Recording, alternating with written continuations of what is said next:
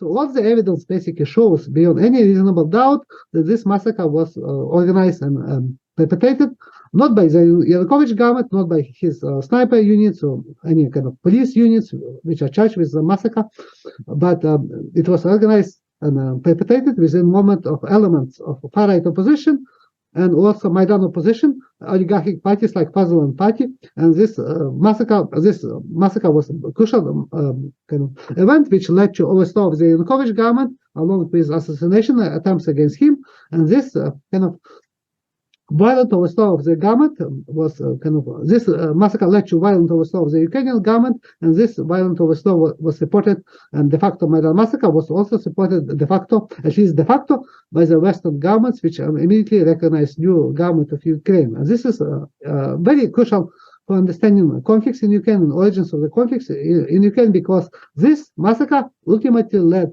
to conflict between Russia and Ukraine, and now which Russia now escalated by dramatically by invading Ukraine.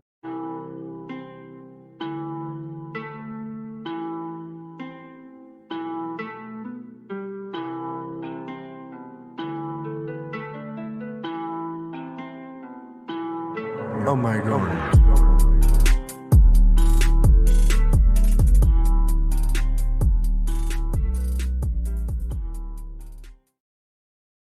Hello, everyone. Welcome to ArtiFact number 38. I am very excited to bring to you today the work of Professor Ivan Katchanovski. He is a professor at the University of Ottawa. He's actually a Ukrainian-born scholar. He was actually a dissident in the Soviet Union, and he remains in many ways a dissident today. I find that very interesting, and hopefully we'll get to talk about that a little bit. I myself actually have a little bit of a Ukrainian connection. Viewers of this channel might know that I was born in Belarus, and not too far from the nuclear fallout from Chernobyl. I have this little nipple on my hand to prove it. Right. I had mutations on both hands. I had 6 toes, all kinds of weird health problems growing up as a child that spontaneously seemed to disappear. So I have a little bit of a connection there. I find it interesting to discuss our perspectives on the Russia-Ukraine war. Both of us are anti-Russian invasion. However, we are both uncomfortable with much of the propaganda about the war, about maybe the history of Ukraine and U.S.-Russia relations in the past. So we're going to pick apart through some of that. And also, I saw, Professor Katchanovski is most well known for his work on the Maidan. I came across this article that he did some years ago on the Maidan Massacre, actually February 20th, which is when we're recording the show today. It's the 9-year anniversary of the Maidan Massacre, which set off a chain of events that ultimately led to the Russian invasion. I'd argue the chain of events started even earlier, but we could get into that later. I want to talk about Maidan, legality of the war, that sort of thing, but also have a discussion really on things that I don't really see talked about too much. For instance, early Ukrainian history, early 90s history of Ukraine, some interesting developments historically in the Donbass, right? We don't hear too much about that now. Some tackling maybe some elite liberal opinions from the 90s in America about Russia that very conveniently have come 2022 and 2023 have been swept under the rug. So I think a mix of all these would be making for a pretty interesting show, perspectives you guys don't typically hear, even if you're used to reading about Russia, Ukraine from our perspective, right? Maybe you don't know some of the details that we're going to discuss here. So I want to actually just like sort of ask about your dissident history, because as I was saying before the show began, we have this sort of like history, right, in the Soviet Union where people, let's say there were like very serious dissidents in the Soviet Union, the 80s and the 70s and the 60s. Come, I don't know, 1996, these people that used to be dissidents, suddenly they're very happy in Yeltsin's Russia, right? Or they're very happy in Ukraine and they quit being dissidents for good. And I find that very silly, right? I mean, if you're an actual dissident, you always see things wrong with the status quo, right? It's an enduring process. It's not something that ever ceases. So I was happy to find that you were a dissident in both situations then and now. So maybe we could start with that, your upbringing in Ukraine, the nature of your dissident work in the 80s, and perhaps how you came to some of your perspectives today. Thank you for the invitation. This is, I think, very important topics and very important issues, and also which involve not only Ukraine and Russia, but also many other countries, including the United States. And in addition to this, we have also anniversary of Maidan Massacre, which is another issue which I research and which had very significant consequences for Ukraine and the world. So, and I would be happy to discuss these issues, which I researched for a long time, but also my own personal perspective as a scholar and also as a Ukrainian who kind of has kind of knowledge of Ukraine, which is also often is not presented by the media, and people who discuss Ukraine, and they are not able even to speak Ukrainian. They've never been to Ukraine, but now we have a lot of experts suddenly who now kind of dominate the media coverage and discussions about Ukraine. Even so, the same applies to social media. But actually, this is not based on any reality or any actual understanding of Ukrainian conflict in Ukraine. So getting into your dissidence in the 80s and beyond, what did that look like exactly? What did Soviet censorship of your work look like? What are the commonalities between that versus what you see today? So I was always interested in politics. When I was a child, I wanted to be a professor and studying politics or international relations since I was about 10 years old. So I had to choose. I was interested in also kind of in study of politics of foreign countries, because at this time it was not possible to study Soviet politics because of censorship. So this is kind of an ideology. You cannot have even a discipline of political science or international relations, and it was not possible to get into kind of university, like to study international relations. When I wanted to transfer to university from Kiev in my economics university to study international relations in Kiev University in their department in 1988, I was immediately escorted to head of local party committee, not the head of the department, but head of local communist party committee, who said to me, who told me, do not even try to do this, because this was basically kind of a situation, because this admission required recommendation from a regional party committee, and I was not involved in any kind of political activity. I was not a member of Communist Party. I was again interested in this as academic, and very interesting that at the same time, then two students of this university, of Faculty of International Relations at Kiev University, included Petro Poroshenko, who became president of Ukraine, and Mikhail Saakashvili, who became a president of Georgia. So they were then, obviously, they were able to get accommodation from the regional Communist Party kind of committees, because their kind of families were members of the Soviet nomenclature, basically a Soviet elite. My family, they were ordinary Ukrainians.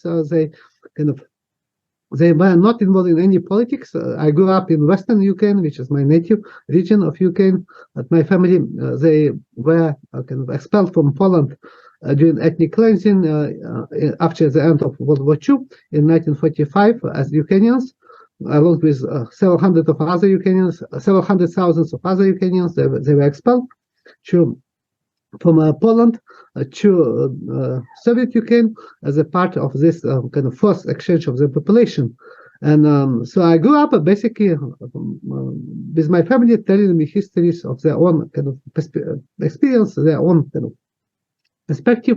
My mother, she lived in 4 countries without moving from any on her own from any country, just because of politics. My grandmother, again, was telling me again about her own experience during World War I, like Poland, and also they became refugees during World War I, kind of, and then living in Poland, World War II, and being expelled after World War II. So this is just also, she lived in 5 countries without any movement on her own. So I was interested in politics, and I wanted to study politics, but it was not possible at the time of the Soviet Union. So I went to study at the National Economic University in Kiev, which did not require any kind of regional party kind of recommendation, and I was accepted, and I studied there, and I also kind of became interested in first political demonstrations which took place then in Kiev. So I attended, I think, the first political demonstration, anti-Soviet demonstration, which was held in the fall of 1988 in Kiev. This was like late summer or fall of 1988 in Kiev. I still remember this small demonstration, which was attended just by a few dozen people. So this is just first demonstration which was attended by a few dozen people. I was there because I was interested in politics, and also I did not support any Soviet Union system. So I wanted to see and experience this myself, and at the same time, it was very interesting because when I saw this demonstration, there were few cases of when people who raised Ukrainian flag, they were arrested. One woman who raised Ukrainian flag, she was arrested by undercover agents, like KGB agents and so on, just for raising a flag, blue and yellow flag, which was again banned in the Soviet Union. And other people were also persecuted, but when they tried to defend her, and arrested when they tried to defend her. But this was actually the first legal demonstration, not illegal, but how to say, it was not authorized, but it was permitted in the first place. So this was a very big change to have basically alternative given for a political alternative, because before this, when I was studying in university, my head of a local party committee in my department, she asked me if since I am interested in politics, why I'm not joining communist political party, because this is obvious. I'm interested in politics as a student, and she said, why you're not joining communist party? And I said I did not yet decide which political party to join, and she would tell me just how it's possible we have just one political party, so there is no so this was considered to be so I consider this to be normal, but this was totally outside of normality. So this is just to give you examples. Such views were considered to be totally outside. This was considered to be marginal views, totally unacceptable, but now this is taken for granted by many people. But this is not the case, and this is why being just one of a few dozen people who attended such demonstration, first demonstration, gives you perspective, because this was not easy also. And afterwards, in terms of getting any future prospects in terms of jobs and any future developments. And also I attended all other major demonstrations in Ukraine since 1988 until 1990, when I was a student at Kyiv University, because I was interested. And these demonstrations, and including these first demonstrations, they were organized by Ruch, nationalist organization, which was, and also they were Chernobyl demonstrations, also ecological ones. But they attracted a lot of participants from different regions of Ukraine, and many of them came from Western Ukraine, including very radical, ultra-nationalists and far-right politicians. And because in Western Ukraine, specifically in Galicia, there was very strong anti-Soviet sentiment, and they came to Kyiv and participated in such demonstrations, which were still relatively small. This was nothing comparable to mass movement, but I was interested in politics. That's why, and I also supported democracy at the time, and multi-party system and a post-Soviet system, and this is why I was attending such demonstrations. And when I submitted my proposal in my university in 1990, so I submitted my final thesis to my university department, to my advisor. And he told me that he could not be my advisor anymore, because he said that my proposal is not acceptable. So he escorted me to head of my department in the university, and the head of my department told me that they're going to expel me from university if I would write my thesis, final thesis. So this is obviously kind of was very interesting development, to say it mildly, because I had all excellent marks, grades, and there was only final thesis left.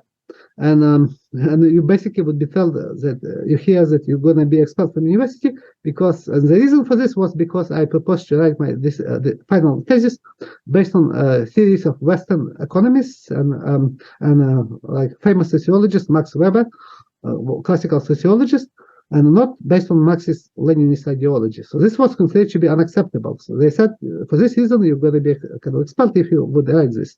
I also proposed that I'm going to write my final thesis in Ukrainian, because language of education in university was kind of Russian. And I am native Ukrainian speaker. My native language is Ukrainian, and I was educated in Ukrainian in high school and in school basically, but university have Russian as language of education. But it was possible kind of to write in Ukrainian, so I submitted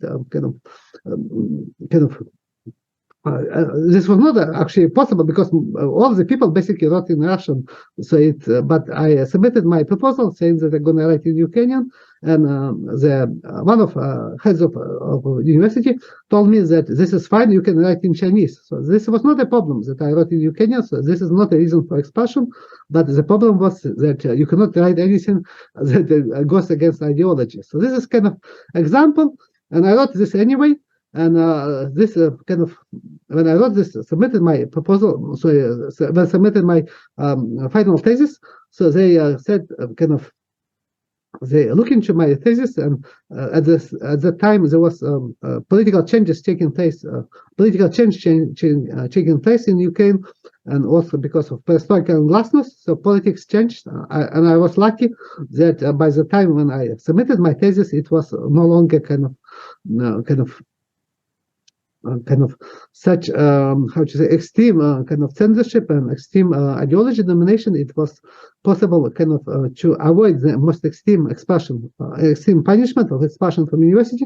But instead of expulsion, I was given C, basically kind of C equivalent, which meant that I could not go to any graduate school, any graduate program, because such admission to graduate program in the Soviet Union also required accommodation from my university. So I cannot get such accommodation after basically being told that I would be expelled. This is unacceptable, and I was given C. So this is kind of means, this meant that I could not continue my education, graduate education in the Soviet Union. So I was then found a job in my native city of Lutsk in Western Ukraine, and I was working on rehabilitation of people who were members and relatives of and other people who were accused for basically kind of being political prisoners under Stalin. So they were expelled to Siberia in 1930s and of 1930s, when this region was kind of incorporated into Soviet Union,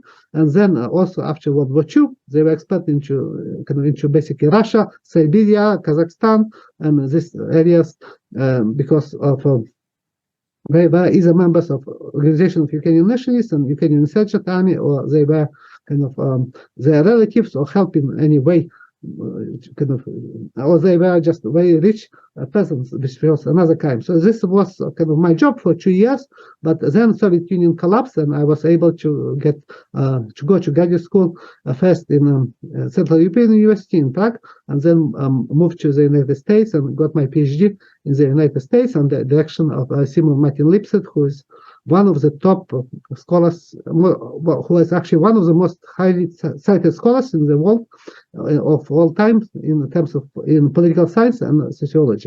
So this is just kind of my background and my experience. But I think when I remember all these demonstrations and situation, which was kind of at the time, and you just feel kind of basically this is, you go against just few people, basically you go against dominant view, so against millions of other people. So basically this was kind of experience which is even much worse than anything which can happen today. But I see a lot of parallels to situation when there is now attempt to suppress any kind of anything which goes against narrative about war in Ukraine, or anything which goes against this dominant kind of propaganda about kind of conflict and origins and Ukrainian politics. So for me, this is nothing new, and and I'm not kind of in any way deterred by such consequences, because I always know that this is actually what's going on is nothing compared to what I experienced and what kind of punishment could have been in the Soviet Union. And I also studied the Soviet Great Terror under Stalin. And actually, what is very interesting that again, when I look into kind of denunciations, mass denunciations of people like as foreign spies, basically because they have any relationship with foreign countries, they had relatives in foreign countries or just visited foreign country because they were scholars and they were accused of being spies for such a reason, which is now kind of the same kind of similar situation, which you have a lot. Just people, if you have say something, they would kind of make all these claims about kind of. This is like a kind of now discourse, a lot of similar kind of discourse, obviously without similar consequences. And one of actually scholars who was accused of being a kind of spy for Germany, for Poland, and other countries, and being terrorist, and so on.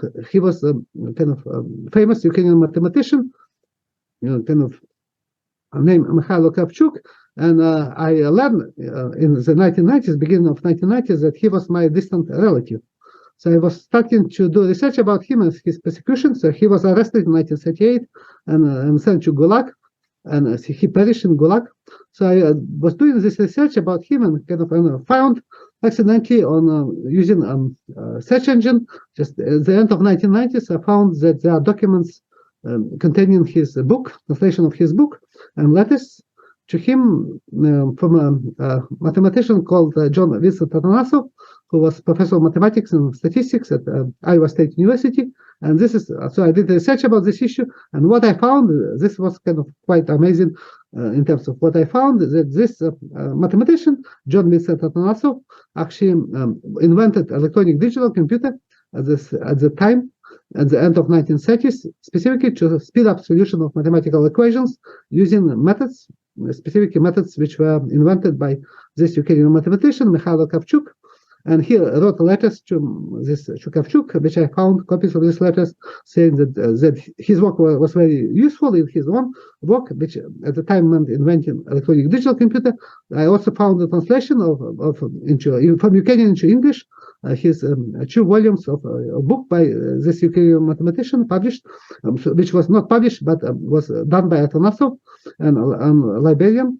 And Atanasov was of Bulgarian origin, so he did not speak any kind of Ukrainian, but this Liberian helped him to translate this kind of book into English. And so this is just an example. So now basically kind of computer, kind of invention of computer has a direct connection to kind of to this Ukrainian mathematician and persecution of this mathematician. This is just one example when kind of being just mathematician, totally kind of distance from any politics, can be still considered to be crime in the Soviet Union, because you had a connection, he had connection, he had the exchange with foreign countries, he had like family, relatives in the kind of part of Poland. So this is just one example of which kind of now as a consequence of this his persecution and his work being used for invention of electronic digital computer, this now had the effect on computer revolution, because in the 1970s Atanasov was recognized as the inventor of electronic digital computer, and patent on a computer which was before held by inventors of ENIAC and was bought by IBM, was cancelled by U.S. federal court, and this led basically to kind of this was one of the major factors for computer revolution in the 1970s. Afterwards, you have kind of Microsoft, Apple, all the companies basically started to develop because before this it was not possible to do this, because it was necessary to pay very large royalties to kind of for right to build computers and so on to IBM, which had patent on computers. So this is just kind of just one kind of background and one interesting connection in this regard. Yeah, the entire Soviet versus America censorship connection is interesting, because I mean, like, first of all, you came to prominence recently, at least like in the media in the past 10 years or so. I assume you already had, for instance, tenure, right, at a university. By comparison, I interviewed Norman Finkelstein, right, who is a Jewish scholar of the Holocaust and Israel-Palestine, probably the best scholar on Israel-Palestinian relations that I've come across.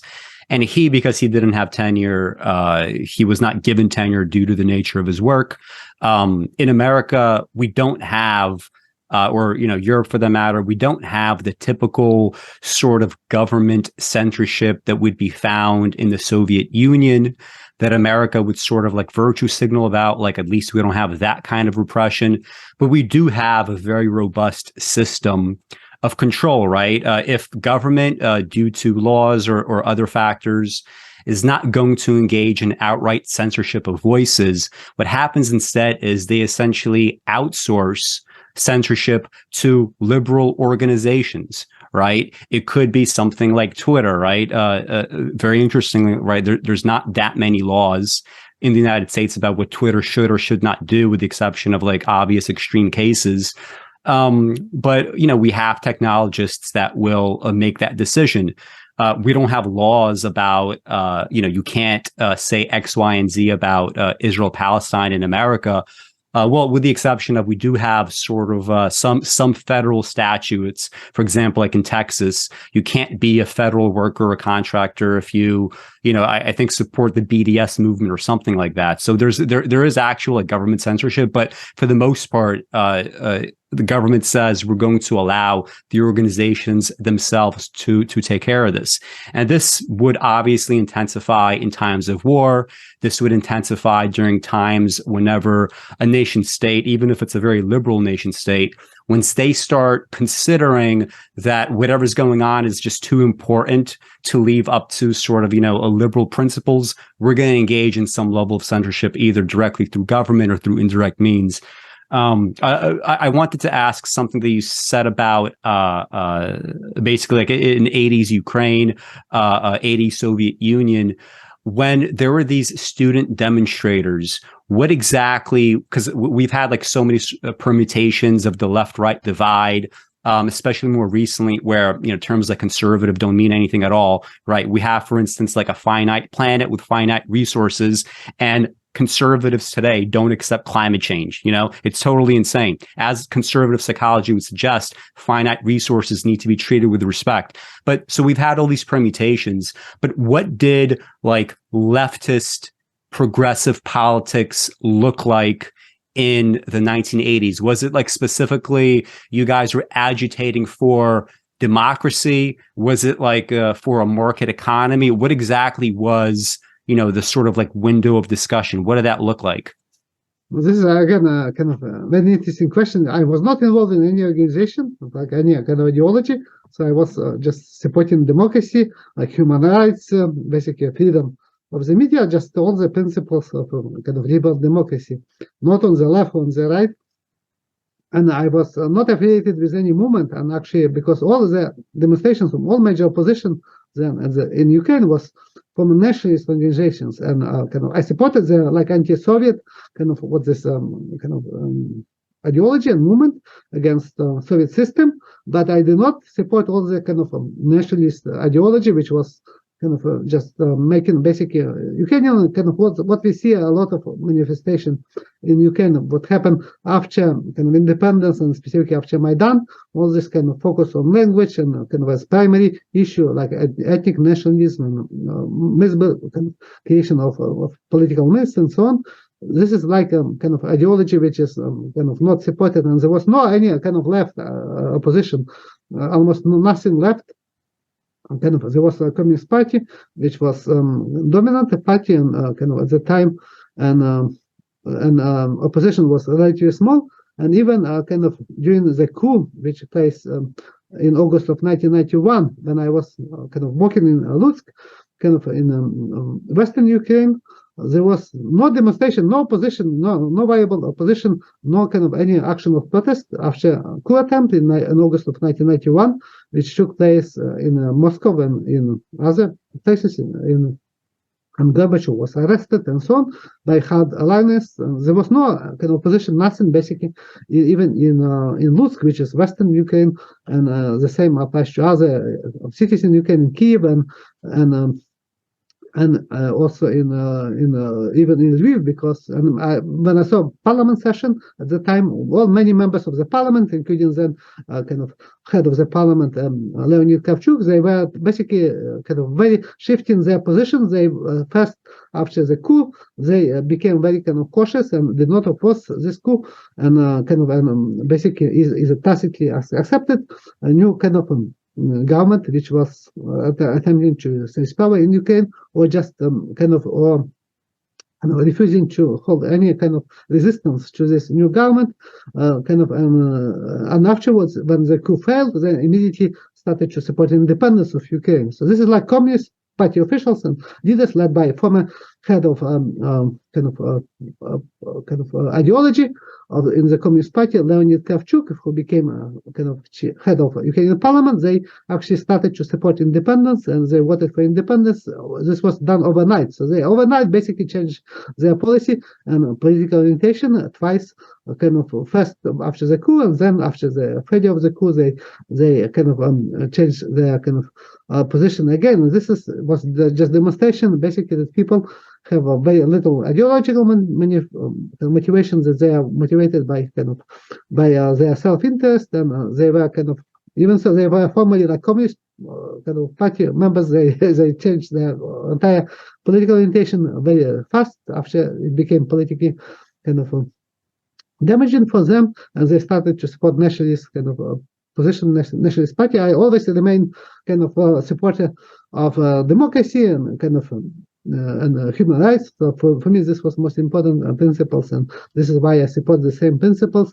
And this is not easy to do this, because again, all the focus is on this ideology and narratives, and the issues of democracy, human rights, and freedoms are just often spoken about, but they are not respected. So this is I think this is very important to accept not only freedom of speech and human rights issues and other principles, not just accept this for your own political group, but also to accept this for other people with different views, because this is like feature of democracy. This is like essential element of democracy, and if we have such diversity and such plurality of views and perspectives and opportunity to express such views as limited by the government or by other venues, this becomes very dangerous, and because this limits democracy and would have can lead to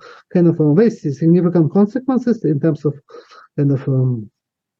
policies which are adopted and negative impact on people who suffer such persecution. This is just from my own personal experience. So this is why I regard such attempts now as an attempt, basically, which I think they would be bound to failure, because even in the Soviet Union they failed to sustain Soviet system. And in my final thesis, which I wrote actually, which I mentioned in 1990, I argued in my final thesis that the Soviet system is is inefficient, and for this reason it's bound to collapse. So this is again which was totally outside of considered to be acceptable. This was considered to be how to say, even worthy of expression from university, which I mentioned already. But what happened, very interesting development happened, that a few years after the collapse of the Soviet Union, the same head of the department who told me that I would be expelled for using Western economic theories, and for what I wrote in my thesis, that Soviet system is inefficient and was bound to collapse. He became a chair of a dissertation, of a graduate dissertation or PhD dissertation for Yulia Tymoshenko, who became the first oligarch of Ukraine. And this dissertation was about something transition towards market economy. So this is just the same person who before was telling me that this is not acceptable to write even undergraduate thesis. Now was becoming head of or chair of kind of dissertation committee, basically of this oligarch, and saying this is like a transition towards market economy. So this is just one illustration, kind of how people can change. And I think the same situation, I see a lot of kind of continuation of this. I see how people in Ukraine, in terms of politics, they change depending on which government is in power. Because power in Ukraine gives a lot of money, a lot of access, and so on. And it's very beneficial to be in power, and it's very difficult to be in opposition to government or criticize government. And I think the same issue now is often repeated in the West, which is kind of, for me, it often looks like a repetition of Ukrainian politics and even Soviet politics to a certain extent. So this is, I think, a very kind of very worrying development in this regard. Yeah, and I wonder to what extent, I mean, for instance, you say, this guy changes from being a party ideologue to a sort of, rich oligarch who doesn't care about that anymore. I mean, is that really a change, or is that simply kind of like speaking to the fact that when it comes to most people, it really does seem as if they have a total void within themselves when it comes to purpose, when it comes to principles. I mean, you see this over and over again. I do find, some of those changes from, like if you have like a transitional regime, one ideology to the next, like if you could change so easily, you probably had no core to begin with. In America, more recently, for instance, I recall how during 2020, the Democratic Party was virtue signaling all the time about how badly Donald Trump was mishandling coronavirus, which is true. Of course, he was mishandling coronavirus. If we had, a just world, Donald Trump would be serving multiple consecutive life sentences for mass murder, right? The mass murder of 400,000 Americans. But when Biden came into office, right, very quickly we had the vaccine rollout, and Biden is up there, declaring mission accomplished, right? Declaring Independence Day from coronavirus just 3 months into the vaccine. And from the time when he makes that declaration to maybe like a year later, the body count from that point literally doubles, right?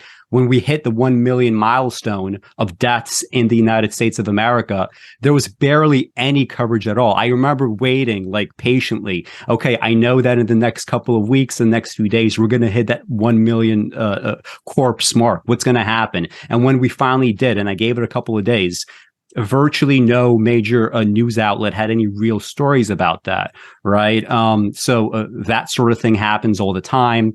And, speaking to these sorts of kind of like, internal changes or the lack thereof, I do like we could get into some of these oligarchs, but I want to talk about first, like to set the stage for like early 90s Ukraine. Just like this notion of like what does an independent Ukraine mean, right? There's a lot of like, for instance, historical commentary today about like, oh, what can we compare the Russian invasion to, right? And of course, the knee-jerk reaction is, oh, of course, it looks like the Nazism, right? It looks like Hitler invading Poland. But when I look at this, I think the much more kind of relevant distinction is if you look at maybe the 1853 to 1856 Crimean War, that is probably a much closer analog, right, to Putin's invasion of Ukraine, in the sense that, first of all, we have like that great game, right, in the 1800s that refers to the fact how all the great powers, they were trying to contain Russia because Russia was in a kind of like expansionist mindset. I think all states are more or less like that. If a state feels they could get away with some level of expansionism, they're going to do it. America is constrained by the fact that it says, we're the democracy. We have a lot of soft power. We can't just whittle it away through, arbitrary actions. Of course, they do some arbitrary actions like the invasion of Iraq and whatnot. But it's a bit harder to do that compared to 200 years ago. So during this great game, right, all these great powers are trying to control Russia. And at the time, I remember there was this like Russian, there was this Russian historian, and this is what he said about how Russia was being treated on the international stage. He said, Russia occupies Moldova, albeit only temporarily. That disturbs the balance of power. France occupies Rome and stays there several years during peacetime. That is nothing. But Russia only thinks of occupying Constantinople, and the peace of Europe is threatened. The English declare war on the Chinese, who have it seems, offended them. No one has the right to intervene, but Russia is obliged to ask Europe for permission if it quarrels with its neighbor.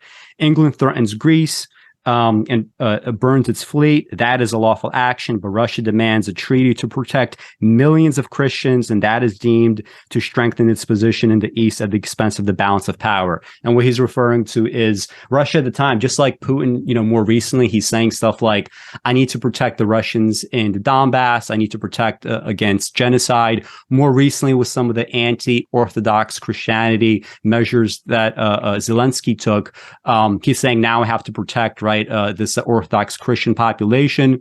But at the same time, in all these kinds of questions, it really does seem to me like when people discuss things like Ukrainian independence, it almost seems like a dog whistle, right? When the West says Ukrainian independence, what they really mean is a Ukraine that is a kind of client state of the West. Right. And we see this as early as maybe like World War I, right, where during the Allied powers ultimately support a Polish state that has like all these claims on Ukrainian territory. Right. By the time they would get to the 1990s, the United States is making all these like contradictory promises to these like post-Soviet states.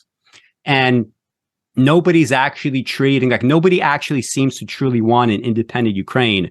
Russia wants to ultimately have a Ukraine that it could control. The West wants to have a Ukraine that it could ultimately control. I wonder if you agree with me that many of the problems that we could trace going on right now in that region has to do with the fact that absolutely there was a failure in the 90s to establish a credible and truly independent Ukraine. Because if Ukraine is asked to give up nuclear weapons on the one hand, gets these security guarantees, but without NATO, and in the 90s and also even under Obama, right? Obama said, I'm not going to go to war with Russia over Ukraine.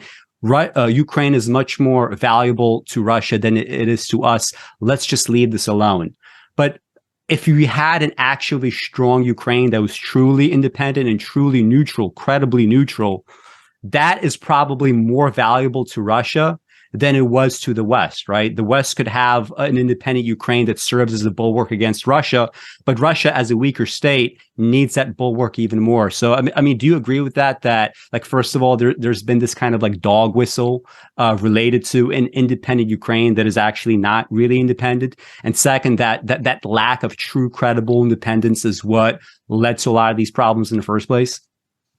I think this is a more complex issue. And after you can declared its independence from the Soviet Union, this was, I think, a very important development because this was a peaceful breakup of the Soviet Union. This was not kind of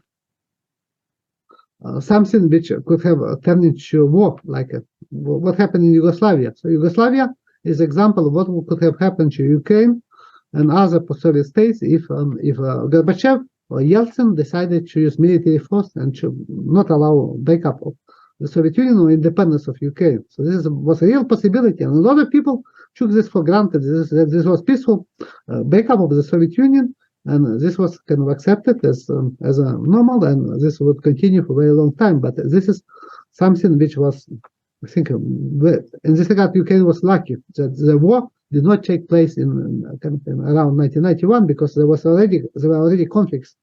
Like Crimea, there was support of separatism, wanted to join Russia in Crimea in the end of 1980s, beginning of 1990s, when there was a pro-Russian separatist government in Crimea, and also in Donbass, there was support for separatists in Donbass, according to public opinion polls.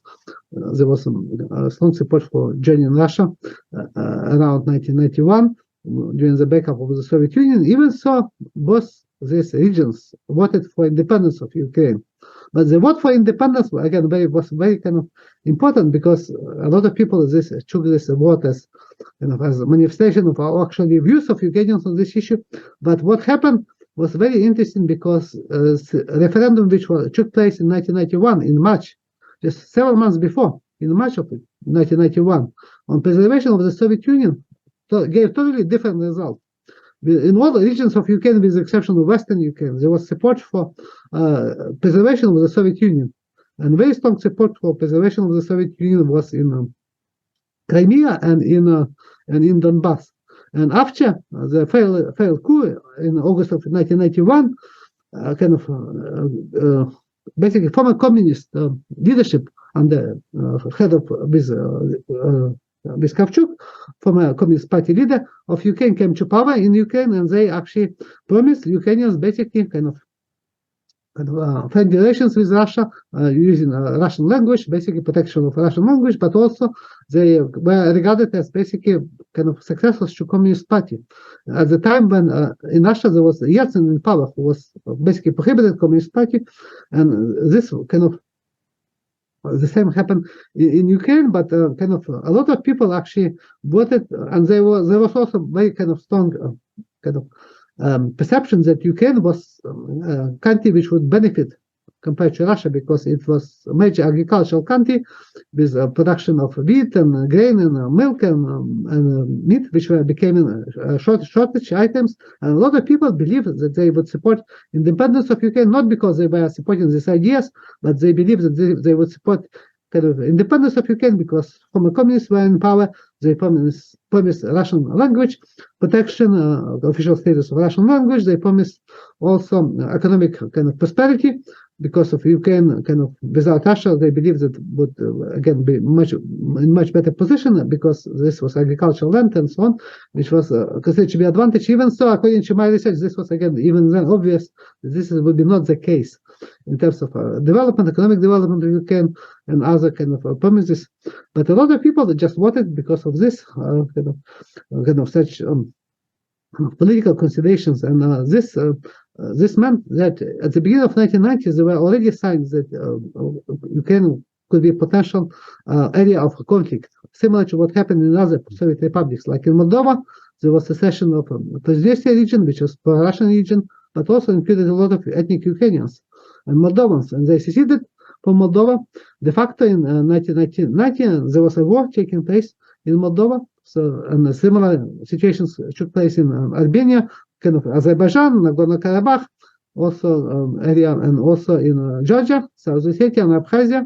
So this was very important development, and a lot of people also took this for granted, that in Ukraine there was no such violent conflict. And this was, I think, also mistaken view, because according to research, and obviously if you look comparatively into neighboring countries like Moldova, very similar country to Ukraine, but there was a war and basically breakup of country into pro-Russian and pro-Western regions, and pro-Romanian region and pro-Russian region.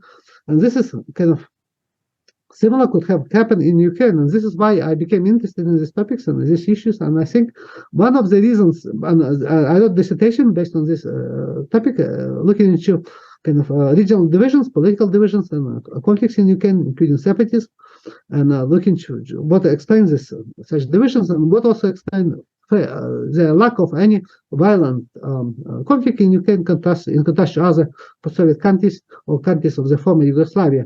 And what I found actually is that the main factor which explains why Ukraine remained peaceful in 1990, contrast to many other post-Soviet states and countries of former Yugoslavia, was political leadership. That leaders of Ukraine like Kravchuk and then Kuchma, basically and Russian leaders like Gorbachev and then Yeltsin, basically, at the time they were promoting peaceful resolution of conflicts. They did not support, for instance, Russia did not support separatism in Crimea at the government level, in contrast to supporting basically Transnistrian Republic and supporting also separatism in Abkhazia and South Ossetia. So this was a very different policy, because Ukraine was regarded, by Russia as its historical area, and Russians perceive Ukrainians as being very close, basically, culturally and politically, and they regarded basically Ukraine as not a fully independent country, but as so-called near abroad. So, and they believe that Ukraine would be under Russian sphere of influence, And this is why kind of they did not want to have any conflict at the time. And the same applies to Western politicians like George Bush, who was president when he visited Ukraine, kind of also gave signals that the U.S. policy would not support violent breakup of the Soviet Union or even breakup of the Soviet Union. And also here, kind of after the Soviet Union collapsed, there was no kind of any policy by the West to deliberately stop kind of conflict in Ukraine, basically by supporting overthrow of the government or doing anything which could lead to such conflict and violence. And this was, I think, very important, and because leadership in Ukraine, in Russia, and the West did not support basically violent conflict, violent use of violence, or kind of policies which would lead to such violence, like separatism in Crimea, or kind of other policies, for instance, or installation of anti-Russian government in Ukraine. And this is, I think, explanation why Ukraine was lucky in this regard. And this changed in 2014 after Maidan Massacre and after violent overthrow of the Ukrainian government. So I think in this case, kind of 1990s were kind of quite unique and quite kind of important for future of Ukraine, because a lot of people took this for granted. They believe this is like normal situation, but for me this was very dangerous development, kind of, and this is why I wrote my dissertation because on this topic, because I compared Ukraine to Moldova and regional divisions in Ukraine and Moldova, and trying to explain this why Ukraine avoided such violent conflict in contrast to Moldova, and also to contrast like Georgia, or in contrast to kind of former Yugoslavia, which was, I think, kind of in this case very lucky for Ukraine, but this changed, and this could have changed, and this is why I predicted that there was real possibility of Ukraine having the same fate as would be the fate of former Yugoslavia or former kind of Moldova and or Georgia and so on, if a similar situation would happen, and if there would be a change in political leadership policies in this regard. And this is what happened with Maidan, which actually led to this conflict and basically de facto breakup of Ukraine, and now kind of escalated into war after illegal Russian invasion of Ukraine last year. Yeah, so I mentioned to you, and I sent you the link of this one Russian intellectual writer named Eduard Limonov, who so there's a clip of him going around 1992. Depending on which clip you look at, sometimes people just give you like maybe the first minute, and maybe they try not to give the full 3 minutes. I'm actually going to, as I'm putting this video together, I'm going to play it for the viewers, and I'm going to have it translated with subtitles so that they could see what we're referencing, and I'm going to just play it right now. Политику в любой стране, самой латиноамериканской стране, давно бы растерзали руководство. В нормальной стране посадили в тюрьму и судили бы всенародно. Первое дело – это не построение рынка, а первая забота президента и правительства – это благосостояние своего народа, немедленное. Ну, если нищий президент и правительство нищие, как они могут накормиться? Слушайте, зачем тогда берут власть? Зачем? Власть – это умение наладить страну. Нет, уйди, не можешь ее наладить, уйди. Кровь уже есть. Вы задумались над тем, что уже погибло людей во всех, в общем, суммах куда больше, чем во время афганской войны, за время перестройки. Десятки тысяч людей погибли. Если говорить, то в ряду преступлений после сталинизма, если считать его преступлением, если считать застой преступлением, то перестройка тоже преступление. И какое? И какое преступление? Вы отдаете себе отчет, что будет завтра на Украине, например? Это все, сейчас можно сказать, отношения между украинцами и русскими более или менее дружественные. Но это все изменяется ежедневно. Вот сейчас была история с Черноморским флотом. Завтра будет из-за Крыма. Каждый раз это эскалация эмоций. Потому что национализм – это эмоции. Непрерывная эскалация эмоций. Одна сторона начинает, другая ей отвечает. Потом никто не помнит, кто кто начал. Я вот был в декабре прошлого года в Югославии, был в Кроатии, в этой самой области Словении, которая защищает сербы. Вот там это началось точно так же. До этого я был там в 89 году. Там было абсолютно тихо, и ходили приличные нормальные люди. А сейчас я посетил там центр опознания трупов, там дети с перерезанными горлами, с выколотыми глазами. Вот то же самое будет и на Украине. Будет, я вам говорю. Кто хочет этого? Никто не хочет. Надо было защитить сразу же права 12 миллионов русских на Украине, оговорить их права. По какому мать-перемать праву они заявляют свое? Почему им должен принадлежать Крым? Почему им должна принадлежать Харьковская область? Почему им должен принадлежать Донбасс?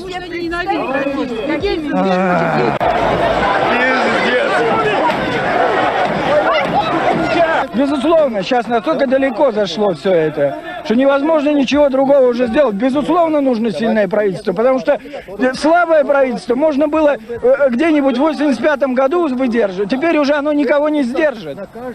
Вот я и говорю, что сейчас... Да, конечно, нужно мускулистое правительство, которое, принимая какие-то указы, будет способно их осуществить. Хорошо, которое, если скажет, там, здесь наша граница, и ни шагу вперед.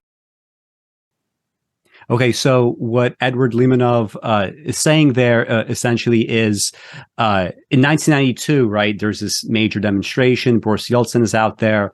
And so there's a couple of things that are interesting, I think, in hindsight. First of all, he says that, okay, look what's going on around us, right? Boris Yeltsin is in power, right? He sees Boris Yeltsin as a very kind of weak figure. And he says, the first obligation of government is not the establishment of a free market. The first obligation of government is to establish the welfare of the people, right? I mean, free markets in many senses are a kind of a leisure activity, right? We will notice that even in, Western liberal democracies, whenever things get really real and dicey, the free market goes out the window, right? FDR was doing tons of interventions during World War II, right? We were on the gold standard. He says, we're going to get off the gold standard. Why? Because during a time of war, you need an expansionary economy. You can't just be, essentially held hostage by whatever gold bars that you keep. And, he was making this observation, right, about early 90s Russia. The second thing he says is, look, I was just in Yugoslavia, right, a few years ago. Everything seems normal. Everybody is kind of like walking around. They're all peaceful. But now I was recently in a morgue and I'm seeing children with their throats slit, that sort of thing. And the same exact thing is going to eventually happen in Ukraine. And he was very adamant about this, right? He said the same exact thing is going to happen in Ukraine, right? So those two features are interesting. But the last part that I often see cut off when people share this video, I'm not sure if this is because people are trying to hide the last part of the statement because it doesn't look very good, right? Given what's going on recently. But he says something like, why weren't the rights of Russians in Crimea and Eastern Ukraine in any way secured? And after saying that, he says something like, what right do they have to own the entirety of, Crimea? What right do they have to own the entirety of Eastern Ukraine? And that struck me perhaps as a little bit more sinister in some ways, because first of all, I mean, to the extent that he was like a representative of anything in, Russian thought at the time, like, I mean, so Eduard Limonov, he died somewhat recently, like I think maybe 2017 or something. And if you see like interviews with him, right, all the Russians talking to him, right, they keep calling him Dedushka, right? They keep calling him, this is our grandpa, this is our like guy. And he's sort of like already casting aspersions on this idea that Ukraine is unified in the way that it is, right? Maybe you could sort of, quibble with the way that the borders were set up, maybe in retrospect that was correct or whatever. But at the same time, do you think like starting in the early 90s, there was this kind of emerging thought process among like, Russian intellectuals that we need to cut up Ukraine in some way, that this is going to be necessary not only for the longevity of Russia, but to protect the Russians? Or is that just like maybe one person? Like, what is your read on that kind of situation? Actually, Limonov is a leader of a National Bolshevik Party in Russia. He basically represented like far right. Basically, he was allied with far right and far left, basically in Russia, and democratic forces and democratic political spectrum in Russia and organizations in Russia. And this is a very important, very kind of revealing statement in terms of what he said. And this was not limited to Limonov. Basically, Russian opposition at the time, including like most nationalist opposition, like including also like Zhirinovsky, far-right organizations. Zhirinovsky was even more outspoken in his denunciation of Ukraine independence, basically saying that also rights for Russians in supporting Crimea, as a Russian annexation of Crimea, or backup of Ukraine, including war with Ukraine. And there were other Russian politicians, both on extreme left and extreme right, who supported such policies. But when Yeltsin was in power, they were in opposition. And a lot of people regarded them as marginal and not as important. And this is, I think, another mistake, because Yeltsin, when he signed dissolution of the Soviet Union with Kravchuk and leader of Belarus, in Bucha, not a Bucha, in Belovezhska Pushcha. Here, this was a peaceful resolution, a peaceful dissolution of the Soviet Union, and Yeltsin, in this regard, was supporting such policy of not relying on violence and not trying to support separatism in Crimea, even at the time when there was separatist government in Crimea in power, and this is like policy was. As I mentioned, had a very important role in the peace in Ukraine at the time. Even so, Yeltsin regarded Ukraine as a part of a Russian world. This was policy which was in opposition to both extreme left and extreme right in Russia. Both Communist Party of Russia and nationalist opposition, nationalist organizations, far right organizations, including Zhirinovsky, Liberal Democratic Party. They supported more radical policy towards Ukraine, including including in particular also supporting Crimea, annexation of Crimea, or even use of military force in Ukraine or war with Ukraine. And this is, I think, issue which was often ignored by people who at the beginning of 1990s. And I wrote my first article, which I published, first academic article, which I published. And this was an article about this very issue about prospects for democracy in Russia, or liberal democracy in Russia. And a lot of people at the beginning of 1990s believed that this, like Russian liberal Democrats, which were considered to be liberal Democrats, like Chubais and Gaidar and other ones, would themselves basically would be in power in Russia. This is like future of Russia, and Yeltsin, who supported them, and they would continue such a policy. But in my first article, I actually said that this is actually not what to expect in Russia, because actually their views are not dominant views in politics, in popular opinion.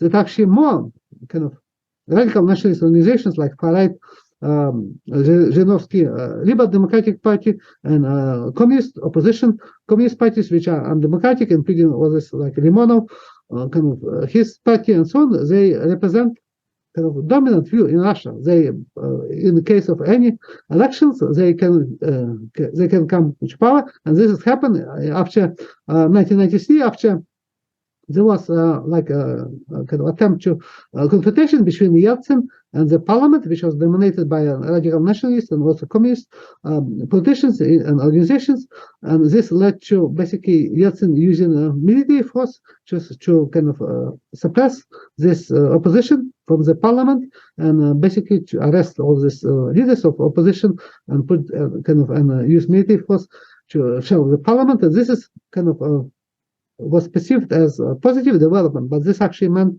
that this is very negative for future of democracy. And I said that perspectives for liberal democracy in Russia are very bleak because of this weak liberal values and democratic values in Russia. And because for this reason, I said that even if there will be free elections, actually undemocratic forces from both nationalist or left, far left side of spectrum, like Communist Party, came to power, and especially because of a strong presidential system in Russia, this power of president can be used specifically to undermine democracy, and this is basically what happened after Putin came to power.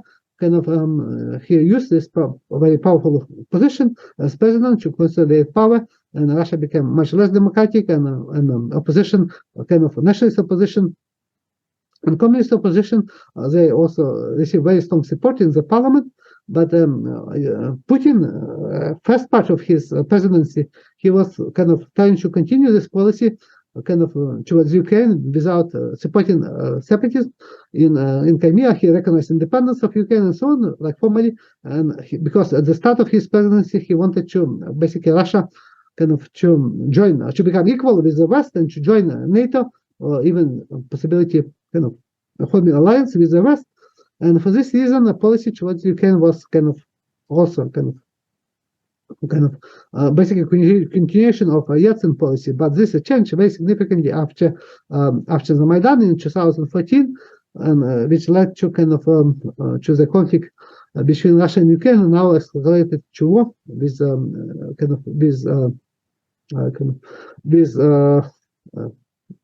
Ukraine by Russia after Russian invasion. And now policy of Putin takes a lot of ideas which were considered to be totally extreme in the 1990s, like this Limonov speech. Now this became basically mainstream. And if you look into, for instance, views expressed by Medvedev, Dmitry Medvedev, who was former president of Russia before and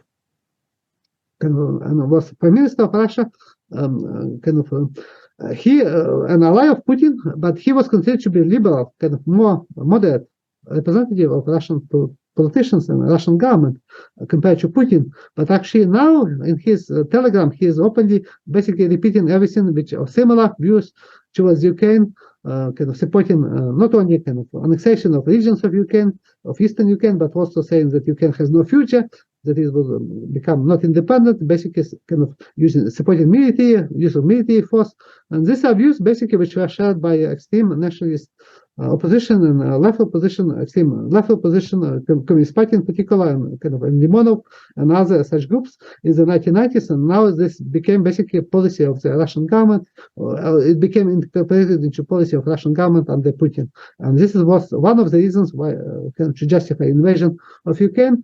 But signs of this were already there, and specifically in such speeches and such views, which were considered to be marginal in the 1990s, but actually, according to my research, which I published then, was actually quite predictable that this could become a mainstream view in Russian politics because of weak popular support for liberal Democrats, and views of like Chubais and Gaidar and all other whose policies and views were embraced by Yeltsin, they were not very popular among Russians. And this is now also manifested by very strong support for such policies of Putin invasion of Ukraine among Russian, not only among Russian politicians, specifically also politicians from Liberal Democratic Party of Zhirinovsky after he died, but also supporting from Communist Party, which support Russian invasion of Ukraine, annexation of territories of Ukraine, but also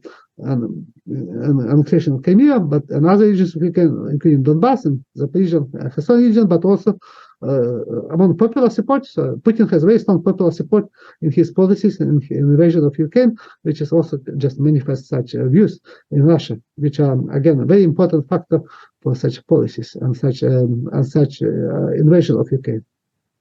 So I want to talk about the sort of historical fault lines between Russia and Ukraine, right? Linguistically, ethnically, in terms of nationalism, maybe even like economic systems.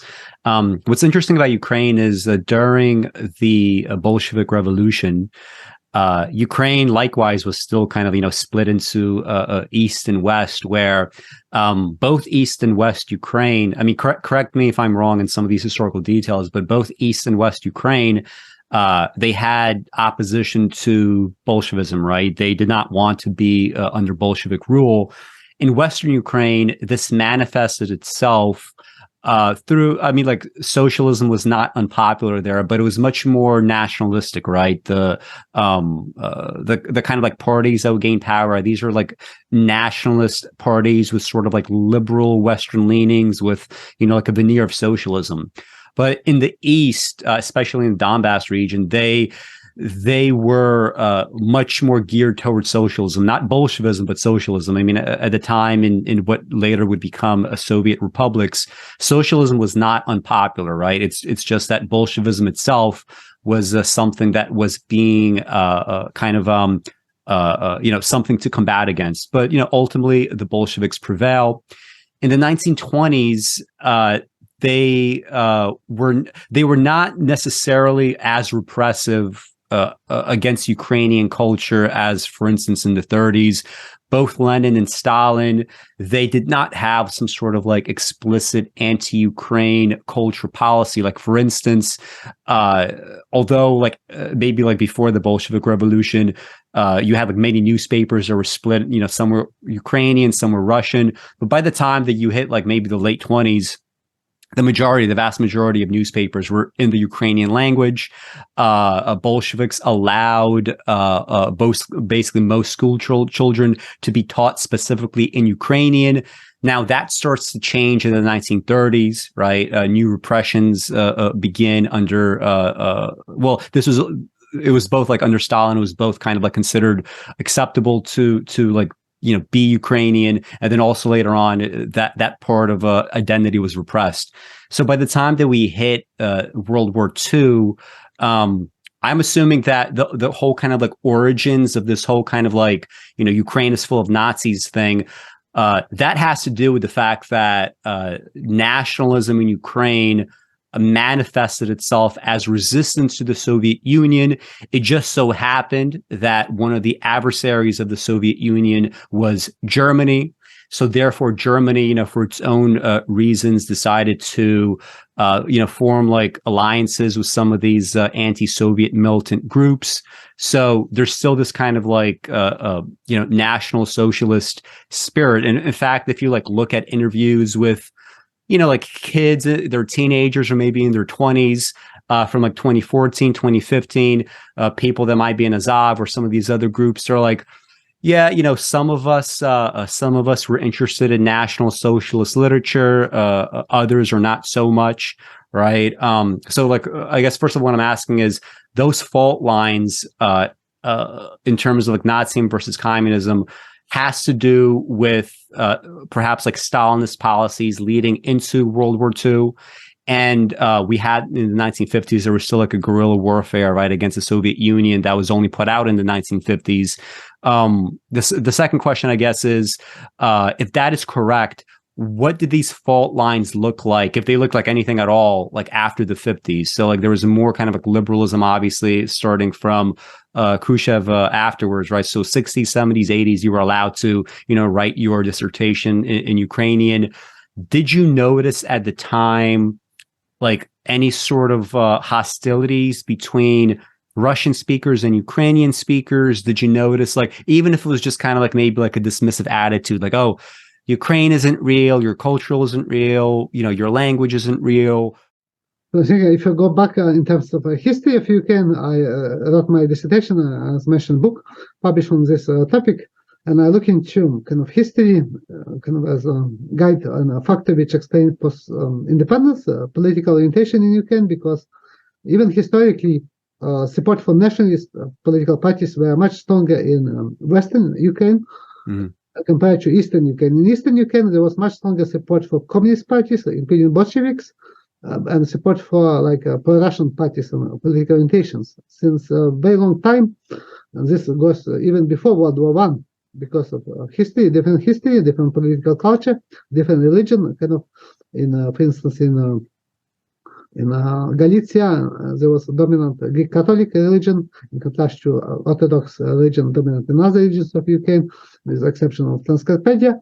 But this is, I think, a very important development. So differences were then still significant, but support for nationalists and kind of pro-Russian politicians, like communist politicians, did not mean that like people supported all this extreme kind of form of nationalism and a form of like Bolshevik party.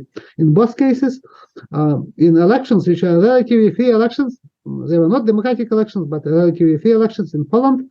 The most popular political party in Galicia, in Western Ukraine, was a National Democratic Party or Union, which was kind of moderately nationalist party, Ukrainian nationalist party, and in Volhynia, a party which was kind of a front party for Communist Party of Western Ukraine, basically received most strong support among Ukrainians in the Volhynia region, my native Volhynia region. Kind of this was before World War II. So this is kind of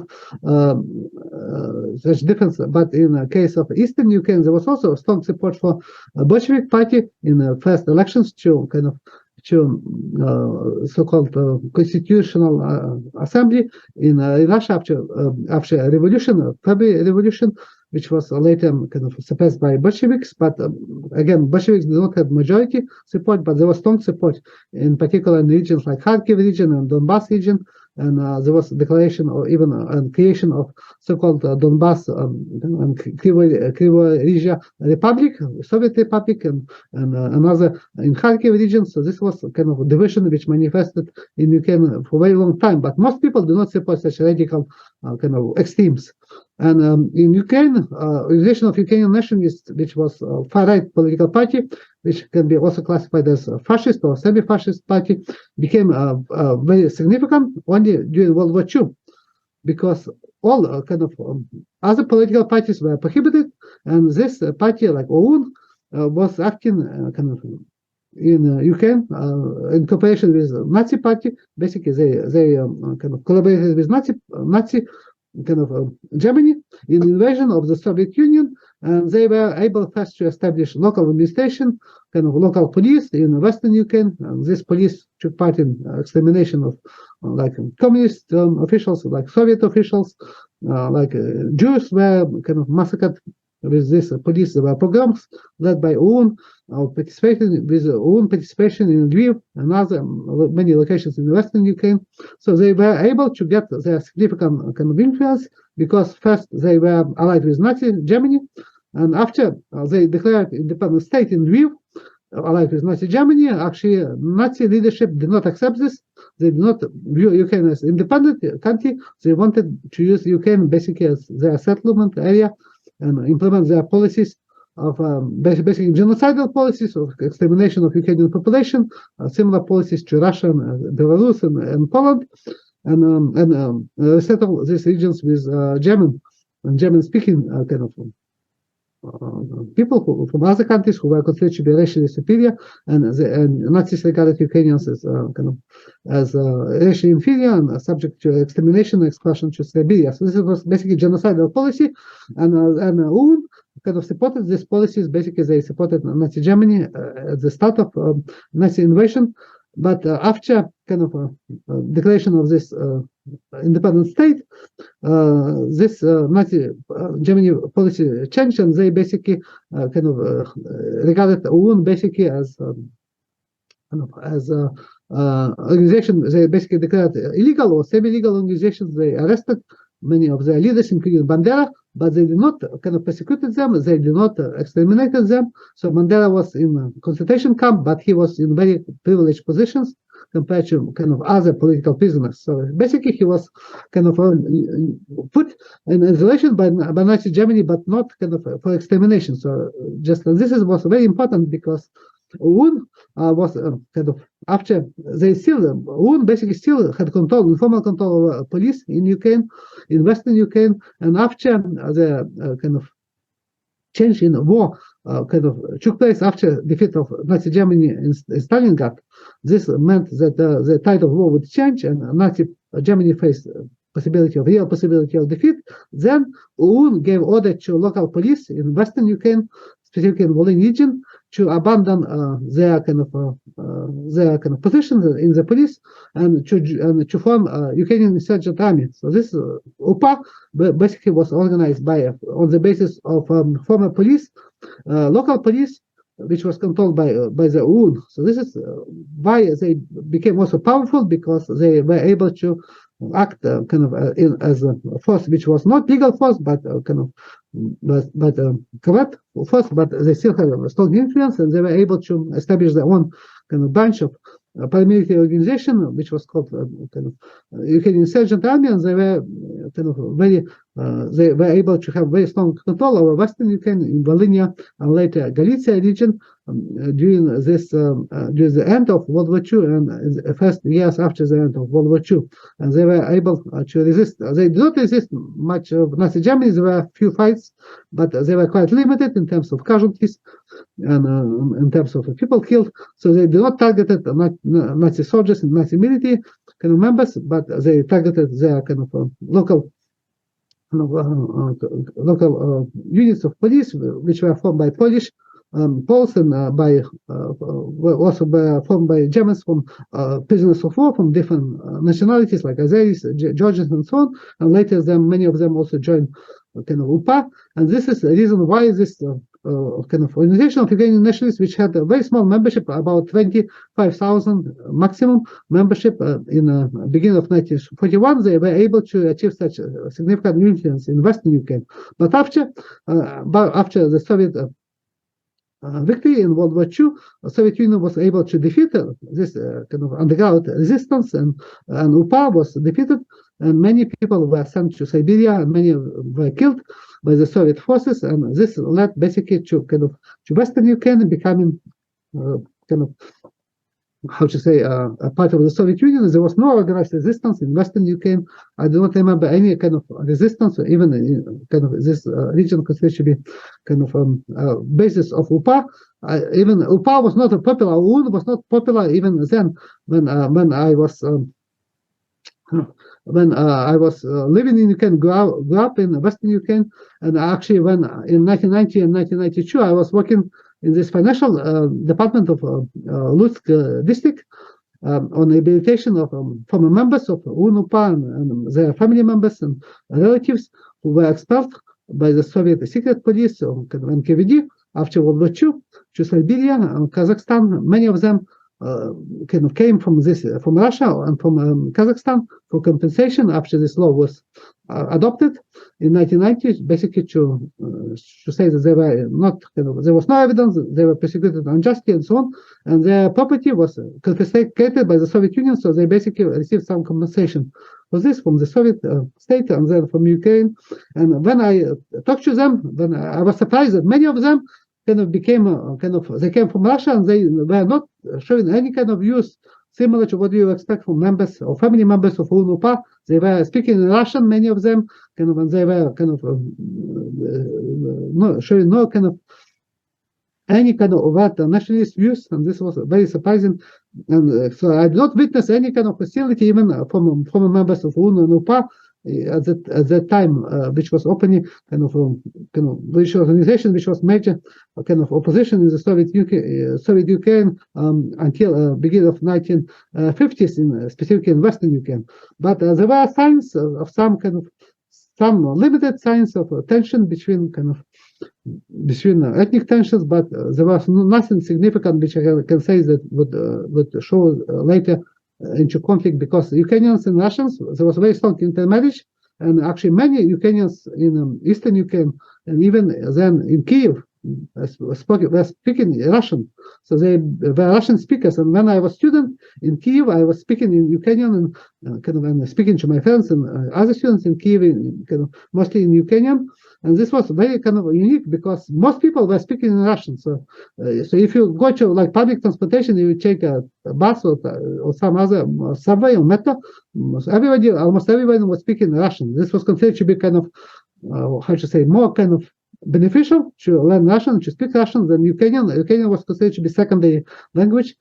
Even at the time, there was policies of Russification which encouraged basically everybody to speak Russian. Even so, Ukrainian was not prohibited, but all education basically was in Russian language. But it was possible still to use Ukrainian. I was during my entrance examination in Kiev in 1985. I was able to give exam in Ukrainian language So this is was possible to use this because I knew Ukrainian better than Russian then. Even so, Russian was also very close to Ukrainian, and I also was fluent in Russian. But I was able to, as I mentioned, to speak Ukrainian, to give exams in Ukrainian, and also to write my undergraduate thesis in Ukrainian. And now, actually, in Ukraine, this is not possible. This would not be possible, for instance, to do this in Russian. So this is actually policy in terms of minority languages. Now in Ukraine become much more severe, much more limited, much more less democratic and liberal compared to Soviet policy, which was actually adopted by Lenin. So basically, this was policy by Lenin, specifically promoting Ukrainization in the Soviet Ukraine, after creation of the Soviet Union. So Lenin specifically advanced such policies. And and Stalin, who was actually in charge of language policy in the Soviet Communist Party, actually supported initially such policies. But after he consolidated his power, he actually renounced such policies, and he even resorted to use of famine, basically to policy of collectivization, and which led to famine in Ukraine and other areas of Soviet Union, which led to about 3 million of Ukrainians died as a result of famine in 1932 and 1933, which was, again, according to my research and according to evidence, was not directed specifically as a genocide of Ukrainians, but was directed to exterminate kulaks and other rich peasants who were considered to be supporters of kulaks and the post-collectivization. So this policy by Stalin was initially hit Ukraine very hard in terms of peasants, and many people were killed, millions of people were killed or died as a result of such policies. But this was policy also which affected other regions of Ukraine and Kazakhstan. So this was basically class-based policy based on communist ideology. But later, Stalin also instituted Russification and canceled the policy of Ukrainization. So this led to a situation when many Ukrainians who spoke even so they had native language Ukrainian, they switched to Russian and became Russian speakers in everyday life in their jobs and their work. And this applied not only to Eastern Ukraine and Southern Ukraine, which had a very strong Russian influence and many Russian ethnic Russians, but also this applied to cities like Kyiv, and even in cities like Lviv and Lutsk, there was also Russian education, Russian language very widely spoken and used. But this changed after the independence of Ukraine, but not radically changed. Even in Kyiv in the beginning of 1990s, or until the end of 1990s, many people still were speaking Russian as a main language, and this changed, I think, more significantly after 2014 when the policies changed in this regard. So in this case, I think there was more outright hostility between ethnic Russians and Ukrainians in Ukraine, but there were such policies which I think were Soviet policies, and also after independence policies, which were important in creating such situation when in terms of language, and this situation changed very dramatically after Maidan in 2014. Let's briefly discuss the Donbass. Prior to this conversation, a few weeks ago, I came across this book. I think it's called Europe's Final Frontier, which is just a collection of essays that were written mostly between, I think, 2005 and 2006. I believe it was published in 2007. So this is before Russia's invasion of Georgia. I think it's very useful to look at some of these texts prior to Russia becoming part of the public conversation, right? Because after the public conversation starts, right, due to war or whatever, right, propaganda tends to begin on both sides. But basically, looking over some of what was written in this book by various academics on the Donbass, it just strikes me as a very fascinating region, right? Because, for instance, after the collapse of the Soviet Union, by the time that we hit 1993, although Eastern Ukraine votes to be separate from Russia, many of the same people, right, they're now engaging in various kinds of economic strikes, right? They feel unhappy with the direction that the country is going, specifically Eastern Ukraine. And they had interviews in this book with various coal miner strikers, among other people. And they kept emphasizing the following. when we voted to be part of Ukraine and not part of Russia, what we expected actually was a greater level of autonomy for ourselves in Eastern Ukraine, in the Donbass, away from the centralization in Kyiv, right? They were very upset at what they perceived to be Kyiv's kind of like monopolization over whatever was going on in Eastern Ukraine. Right. This is not something that you would even necessarily know about unless you specifically go hunt it out, seek it out, right, and then talk about it. But that was going on. It seems historically, Eastern Ukraine was viewed, and Donbass specifically was viewed as this place of, it was like a refuge for people that wanted to escape the world. It was like a kind of wilderness. In fact, the title essay from Europe's Last Frontier is a reference to Donbass, right? Where everything, is, in Europe has like a place, everything is sort of controlled, everything has structure, but this is the one place that is still a kind of wilderness.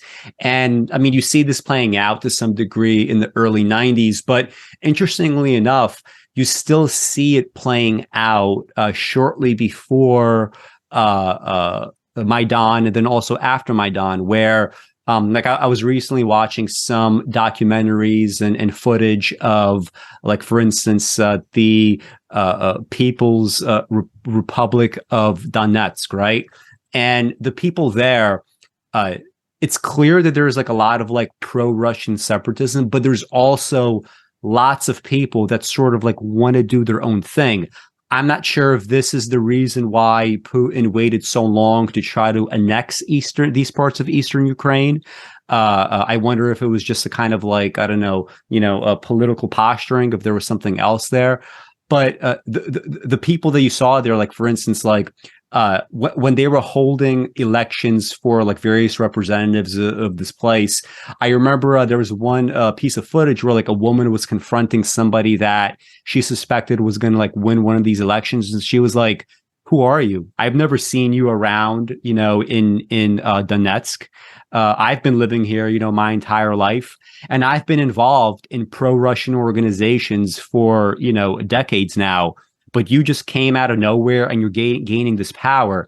There was a lot of very strange kind of infighting in these places. You had like assassination attempts as well as successful assassinations. People that were pro-Russian, would get assassinated. People that were not necessarily separatists would get assassinated. And it seems to me as if like Eastern Ukraine always had this kind of rebellious streak that it was not the same thing as, like, for example, like, in Crimea, like, it's clear that even if there were problems or whatever with the referendum during the annexation, I think in retrospect and now you could say that most people in Crimea probably do want to be part of Russia. That's not necessarily the case with Donbass. And like with some of this footage, like, I guess like it's not meant to be funny, but it is kind of funny where you see people's behaviors and they very much behave almost like little like mob bosses. Like I remember seeing this one like little guy who had this like total like Joe Pesci, Goodfellas kind of like mentality, and he was like always ignored by like the people around. You had other people behaving like total clowns, and things are just kind of messy and disorganized. And it's not something that I would associate clearly with like, okay, Russia's coming in, creating the structure, and now this is going to be a de facto Russian state. It feels a lot more loose than that, and it feels like Russia would have maybe like real trouble down the road if they in fact like go through and finalize the annexation and take this land. There might very well be like other kinds of secessionist moves. If you could like just I guess like talk about maybe some of this or the Donbass in light of these comments.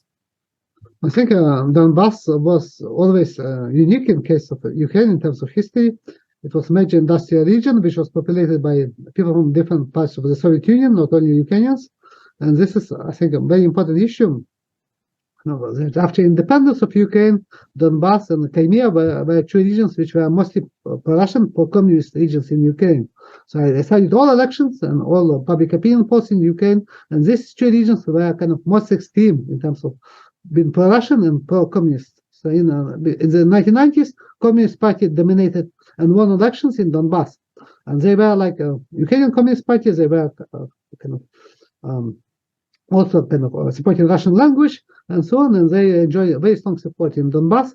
And this is why there was no immediate support for separatism, even so there were during the collapse of the Soviet Union there was such movement for separatism. And even when I visited Donetsk for academic conference in around 1992, there was also local politicians and other evidence of support for separatism, but this decline after Communist Party was getting support in elections.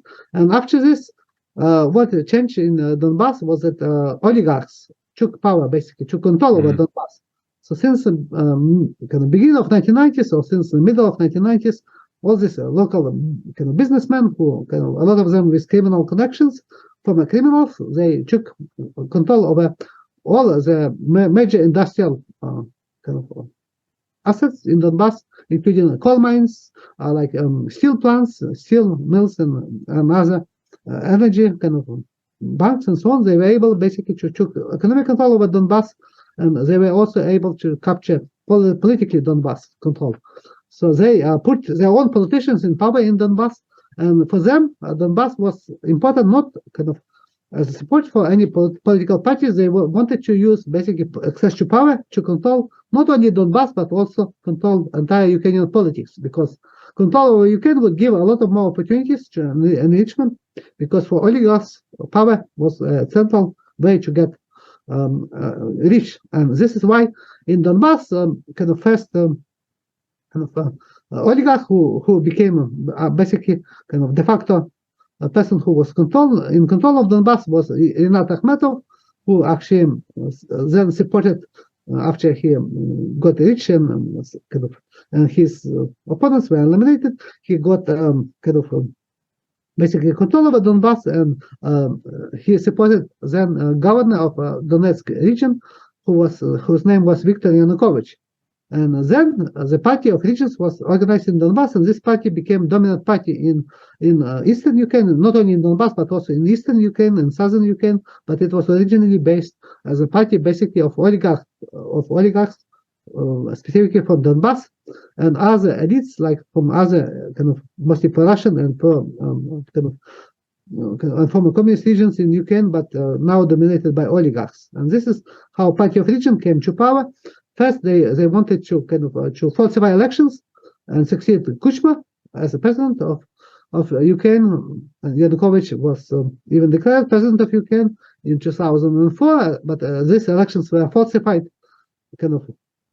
and this after mass protests, this led to Yanukovych losing power basically, and elections were won by Viktor Yushchenko, who was supported by the West and was mostly supported also in Western Ukraine. So this is Donbass basically at that time did not allow any opposition. So basically, because oligarchs, they wanted to control everything, so they do not allow any opposition parties, even pro-Russian parties, to function in Donbass. And this is also a very important issue, because there was strong support for separatist attitudes even in public opinion polls after 2014, after 2004, after the Orange Revolution, in public opinion polls, which were there was very strong support for local autonomy for Donbass, and even Yanukovych and his party of region attempted to declare separate republic during the Congress in Severodonetsk. They wanted to declare basically separate autonomy of eastern and southern regions, which they control as political party. And this was based in Donbass, which was their main area of support. And they succeeded later when Yanukovych was able to win elections in 2010, which were relatively free and fair elections and democratic elections, and he became president of Ukraine with support of oligarchs like Rinat Akhmetov and other oligarchs who provided him with money, and also provided him with very important support from television networks, which were controlled by oligarchs. So this is why he managed to come to power in Ukraine. And this is most important for them was to enrich themselves, to enrich other politicians and other oligarchs who control, whom they were in close connection as members of their so-called family. kind of on network, and they also came to power on slogans which were pro-Russian. They said that Yanukovych promised to make Russian second official language of Ukraine, promised to have closer relations with Russia, and this meant that when he was in power, so there was much less reason for Donbass kind of residents to support separatism, because actually the politician from their region was elected as president of Ukraine, so they believe that they can have say basically on Ukraine, and they can influence Ukrainian politics. But this changed dramatically after Maidan, and after Maidan in 2014, this led to overthrow of Yanukovych, and this meant that they, not only Yanukovych and his party of regions and oligarchs, like who supported them initially, lost power, but also kind of Russian kind of base in Donbass was no longer represented by Party of Regions, because this party basically became de facto banned in Ukraine, and a successor political party was no longer any opposition party. They were just nominal opposition, and this is why there was a strong support for separatism then in the beginning of this conflict. After the Maidan, I commissioned public opinion poll from Kiev Institute of the International Institute of Sociology in April and May of 2014, and this public opinion poll showed that in all regions of Ukraine, only in Donbass, there was majority support for different forms of separatism. But this does not mean that they wanted to join Russia necessarily. There was about, I think, about 20 or 25% support for joining Russia or independence, but a significant number of people also supported kind of local autonomy of Donbass within Ukraine as a federal state. So this was different forms of separatism, but there was a genuine support in Donbass for kind of separation in Ukraine, either kind of complete independence or joining Russia, or remaining in Ukraine, but as autonomy, significant autonomy, as a part of federal Ukraine. And this is why this conflict took place in Donbass, but not in other regions of Ukraine, because in other regions of Ukraine, with the exception of Crimea, there was marginal support for such views, or not. There was no majority support for such views. Specifically, joining Russia was supported by just 2% of people, but other forms of separatism were also kind of minority support, in contrast to Donbass, and also in contrast to Crimea, which at the time declared its kind of independence, but succeeded basically with Russian support and Russian military intervention and annexation from Ukraine after Maidan. So I want to briefly just discuss a little bit more on the 90s Russia, perhaps through the lens of there was this a Cold War architect, right, from JFK through Jimmy Carter, Zbigniew Brzezinski, who wrote this book in 1997, The Grand Chessboard. I just read it sometime in the past year. And I found it fascinating because, again, just dealing with this theme of let's look at some of the stuff that was written by liberal elite opinion. So he's writing this book, right? And in this book, there's a couple of fascinating things. Like, first of all, just kind of like top-down view, right? He's tapping this 1904 theory called the Heartland Theory, which a lot of people don't really, take seriously. I don't think in political science anymore. I think that's a mistake because the Heartland Theory sort of suggests that this entire, Eurasian landmass, so specifically and rather emphatically Russia, that it's very, very important in different ways for world power. And I think it's fascinating to see how that changes over time. In the 1800s, right, we have the Great Game, right, where various great powers are trying to deal with an expanding Russia. By the time that we get to the 20th century, right, we have Russian communism, and that presents an entire sort of geopolitical dilemma. And sure enough, by the 2000s under Putin and Putinism, we have now a Russia that is ascendant, at least relative to the 90s, and a Russia that is now unifying somewhat with Iran and China and that sort of thing. Perhaps there's going to be some African nations as well that it's ultimately able to pick off into this kind of nexus. So, and also, like, I mean, like, this may be very speculative, but I also imagine in the future, like, if climate change continues going the way that it's going, I think you, Ivan, will be doing very well in Canada, right? You have lots of wilderness and lots of cool spaces. And also Russia, right? By being a huge landmass, they might find that, you know, when oil is over and all this stuff is over, just by having a huge landmass in a climate that will be temperate by then, that might also be, yet again, you know, this heartland. There's something important about this area, right? For whatever reason, again and again in world history. But what he says in the book, right? This is like 1997 liberal thinking. He wants to continue pushing for NATO expansion. I know that in your own work, as well as in my own opinions, this idea of pushing NATO expansion down the throat of Russia is a very bad idea, right? It's very escalatory. It's going to lead to tension. It's going to lead to military interventions. It's going to provide an excuse for Putin or anybody, frankly, who's in power, because no matter who's in power, whether it's Navalny, right? Navalny was for the annexation of Crimea, right? In that sense, he's not like a classical liberal hero. But, you know, this is considered such a red line in Russia that even, you know, liberal elite opinion in Russia would be considering NATO as a red line.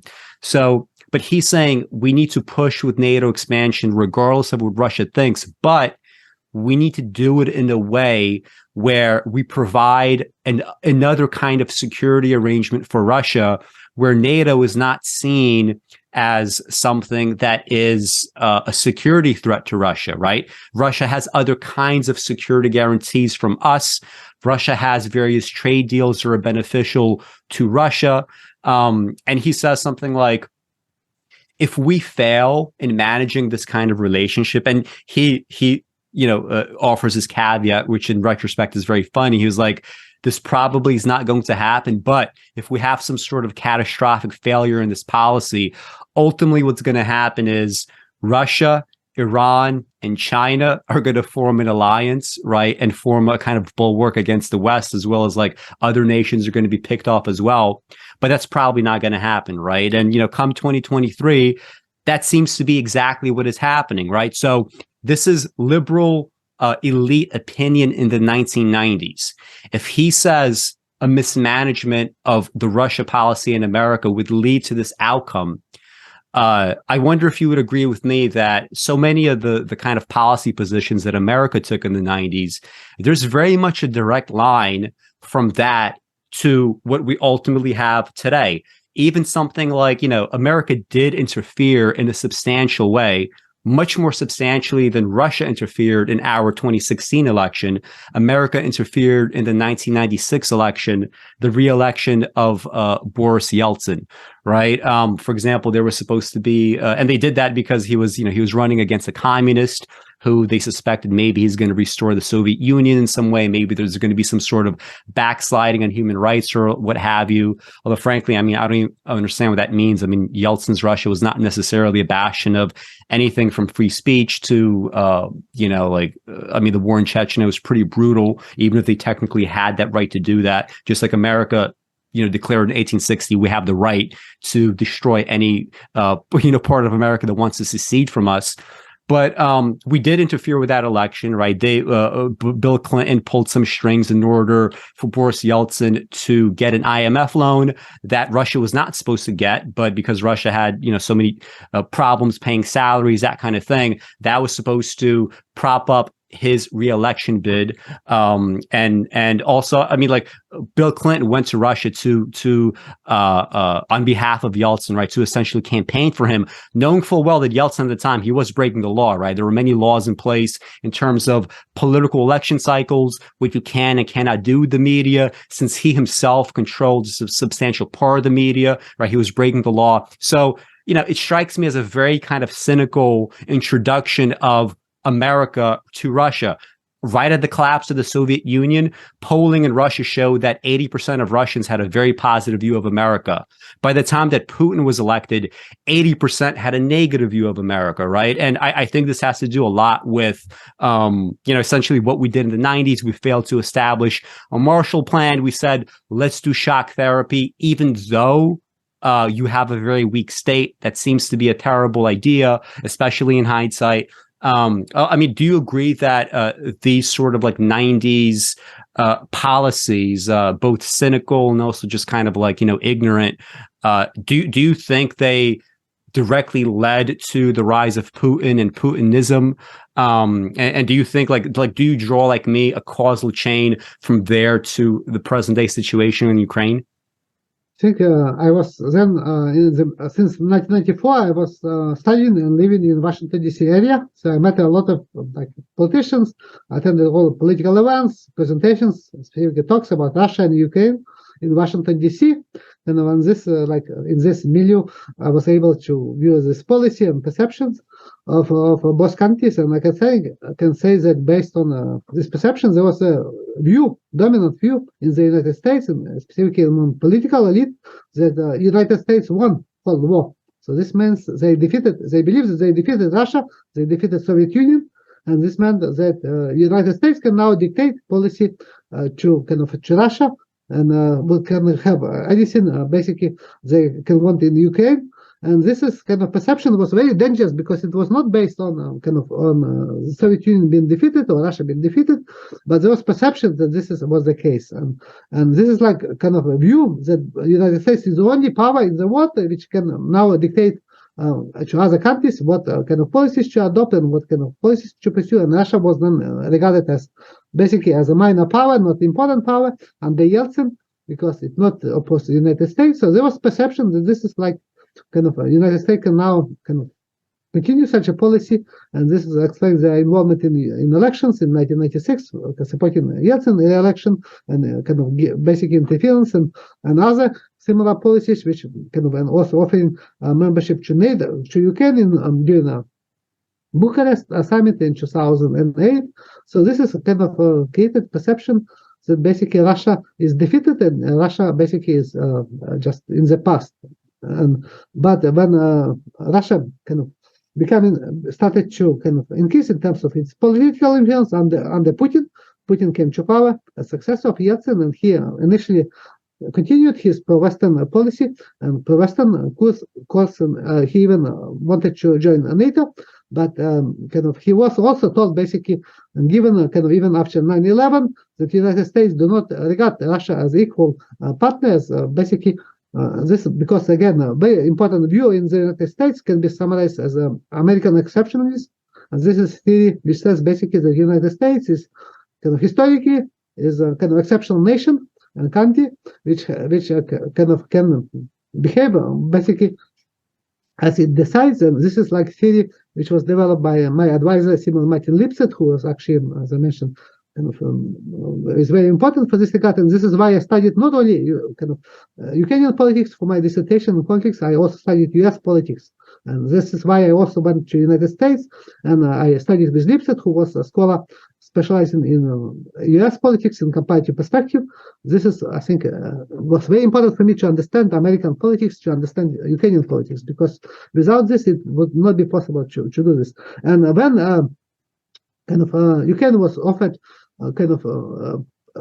pledge that Ukraine would become a member of NATO in 2008. This was just formal promise because there was no real possibility of Ukraine becoming a member of NATO in any future, because many countries like Germany and France, they did not want Ukraine to join NATO, and Russia specifically said that this would not be acceptable, that this would lead to end of Ukraine, basically. And Putin specifically threatened to do this. And this is an issue which became clear that Russia would not accept NATO membership of Ukraine, but there was still Western policy, basically, because to accept Russian demands was considered to be not acceptable in the United States as a leading country in the world. So this policy was formally continued, and even so, there was no real prospect of Ukraine membership in NATO. And this policy was even opposed by Russian opposition at the time, as you mentioned, Navalny. And I think today he issued a new statement and he changed this policy, not about NATO. I think he changed his policy about Crimea, annexation of Crimea. So he basically now says that he supports Ukraine within borders of 1991. So he just now announced his Crimea support for annexation of Crimea, but I'm not sure about NATO membership now of Ukraine if he would support or not. because he kind of now, because of this war with Russia. But I think most important issue is that this kind of policy could have has very dangerous consequences, and this is one of the reasons why Putin gets such support among Russians, because his support significantly increased during Russia-Georgia war, which was when Georgia was supported by Western countries, and started this war by Stalin trying to take power, taking control over South Ossetia, separatist region, with Russian peacekeepers present there, and also there was very strong support for Russia, for Putin, and opposition to the United States for invasion of Iraq war, and also before this there was also strong support for strong opposition in Russia to the NATO-led, US-led war in Yugoslavia against traditional Russian ally of Serbia. So this meant that Putin had a very strong political support among Russian publics in this regard to pursue such policy, and this is has consequences, because it was very easy to prevent this war now, in Russian invasion in 2022 by basically NATO and Ukraine, saying that Ukraine would not join NATO, which was de facto the case anyway. So there was no any loss for Ukraine in this regard, or to the West, because there was no real possibility of Ukraine becoming a member of NATO in any future, and this would placate Russian demand, and there was such possibility of offering such a political solution. And I proposed this peace deal even before Russian invasion, that in exchange for Ukraine becoming neutral country, the West basically would support membership of Ukraine in the European Union. So Ukraine would benefit basically by becoming a member of European Union, and this would resolve conflict with, prevent war with Russia.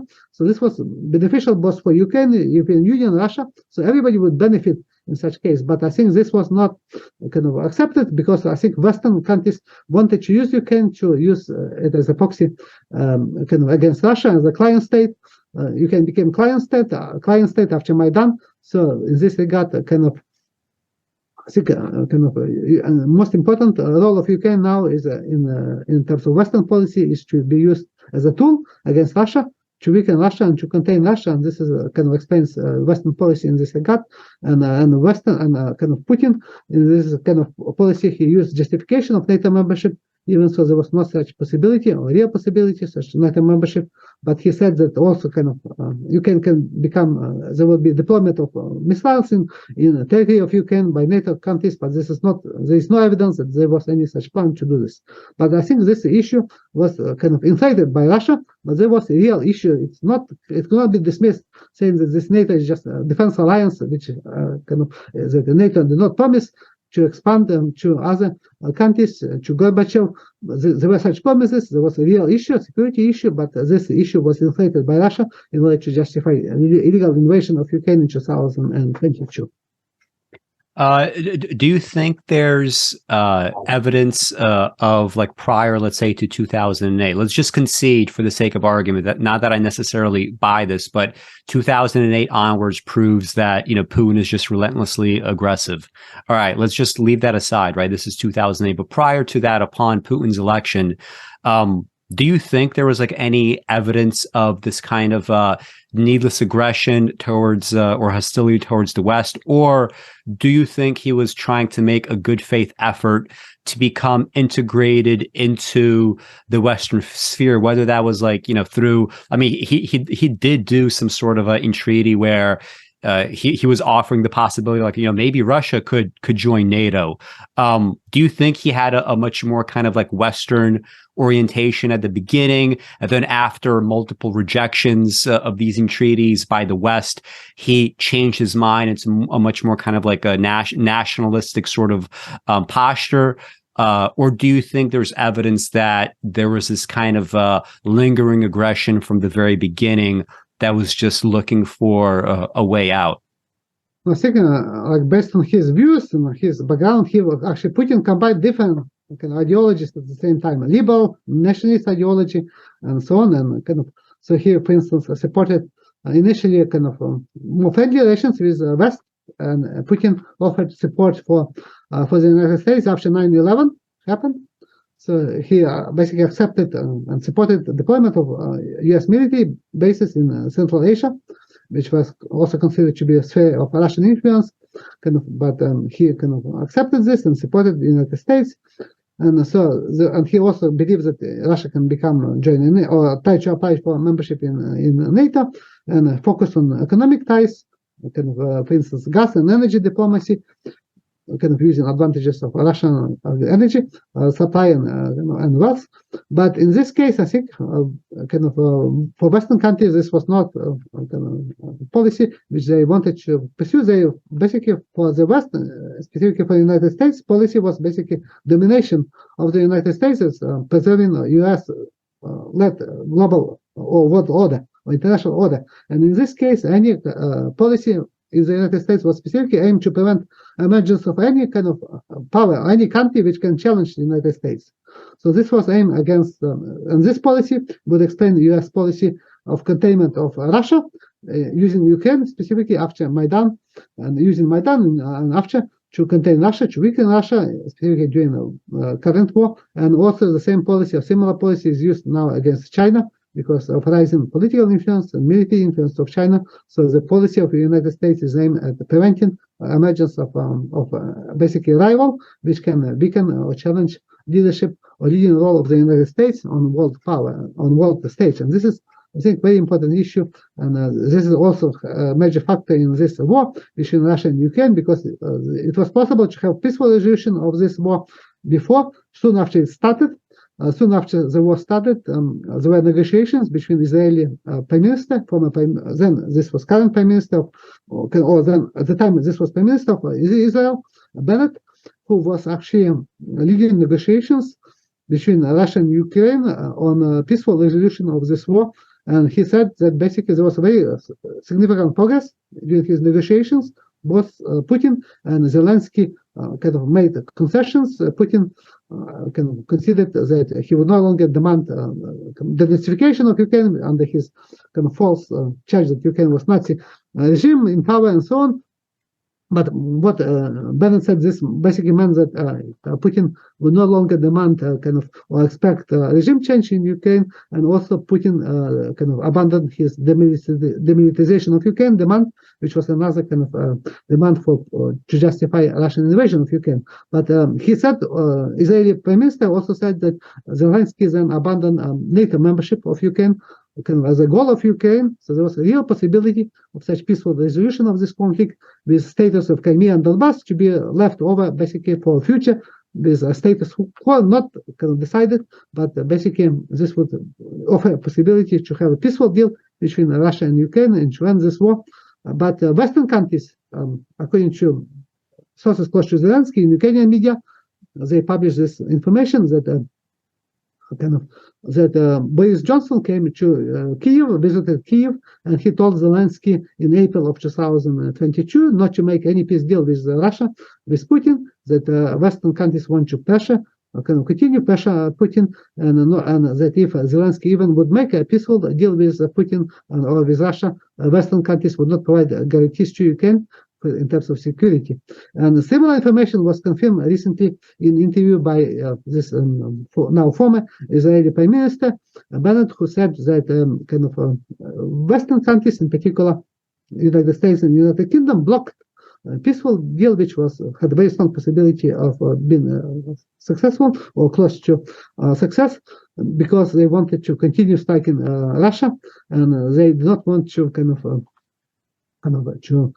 for Russia to set precedent when Russia would be able to achieve its goals by using military force, and because this would be used as precedent by China to invade Taiwan and so on. So this is basically Ukraine was used for such purposes, now to wage a proxy war between West and Russia. So goal of the West is to weaken Russia, but using Ukraine and Russia now, the goal expanded again, to not only to basically took control over Donbass or regime change in Ukraine, but now Russia also annexed regions of Ukraine in the south and in the east, in specific parts of Kherson and Zaporizhia region, which was not original goal of Russia, but now I think this is would be expanded even to other regions of of Ukraine, so Russia can try to expand and occupy other regions of Ukraine, and depends on military performance and military goals of Russia. And I think tomorrow's speech by Putin would be very revealing in this case, if Russia would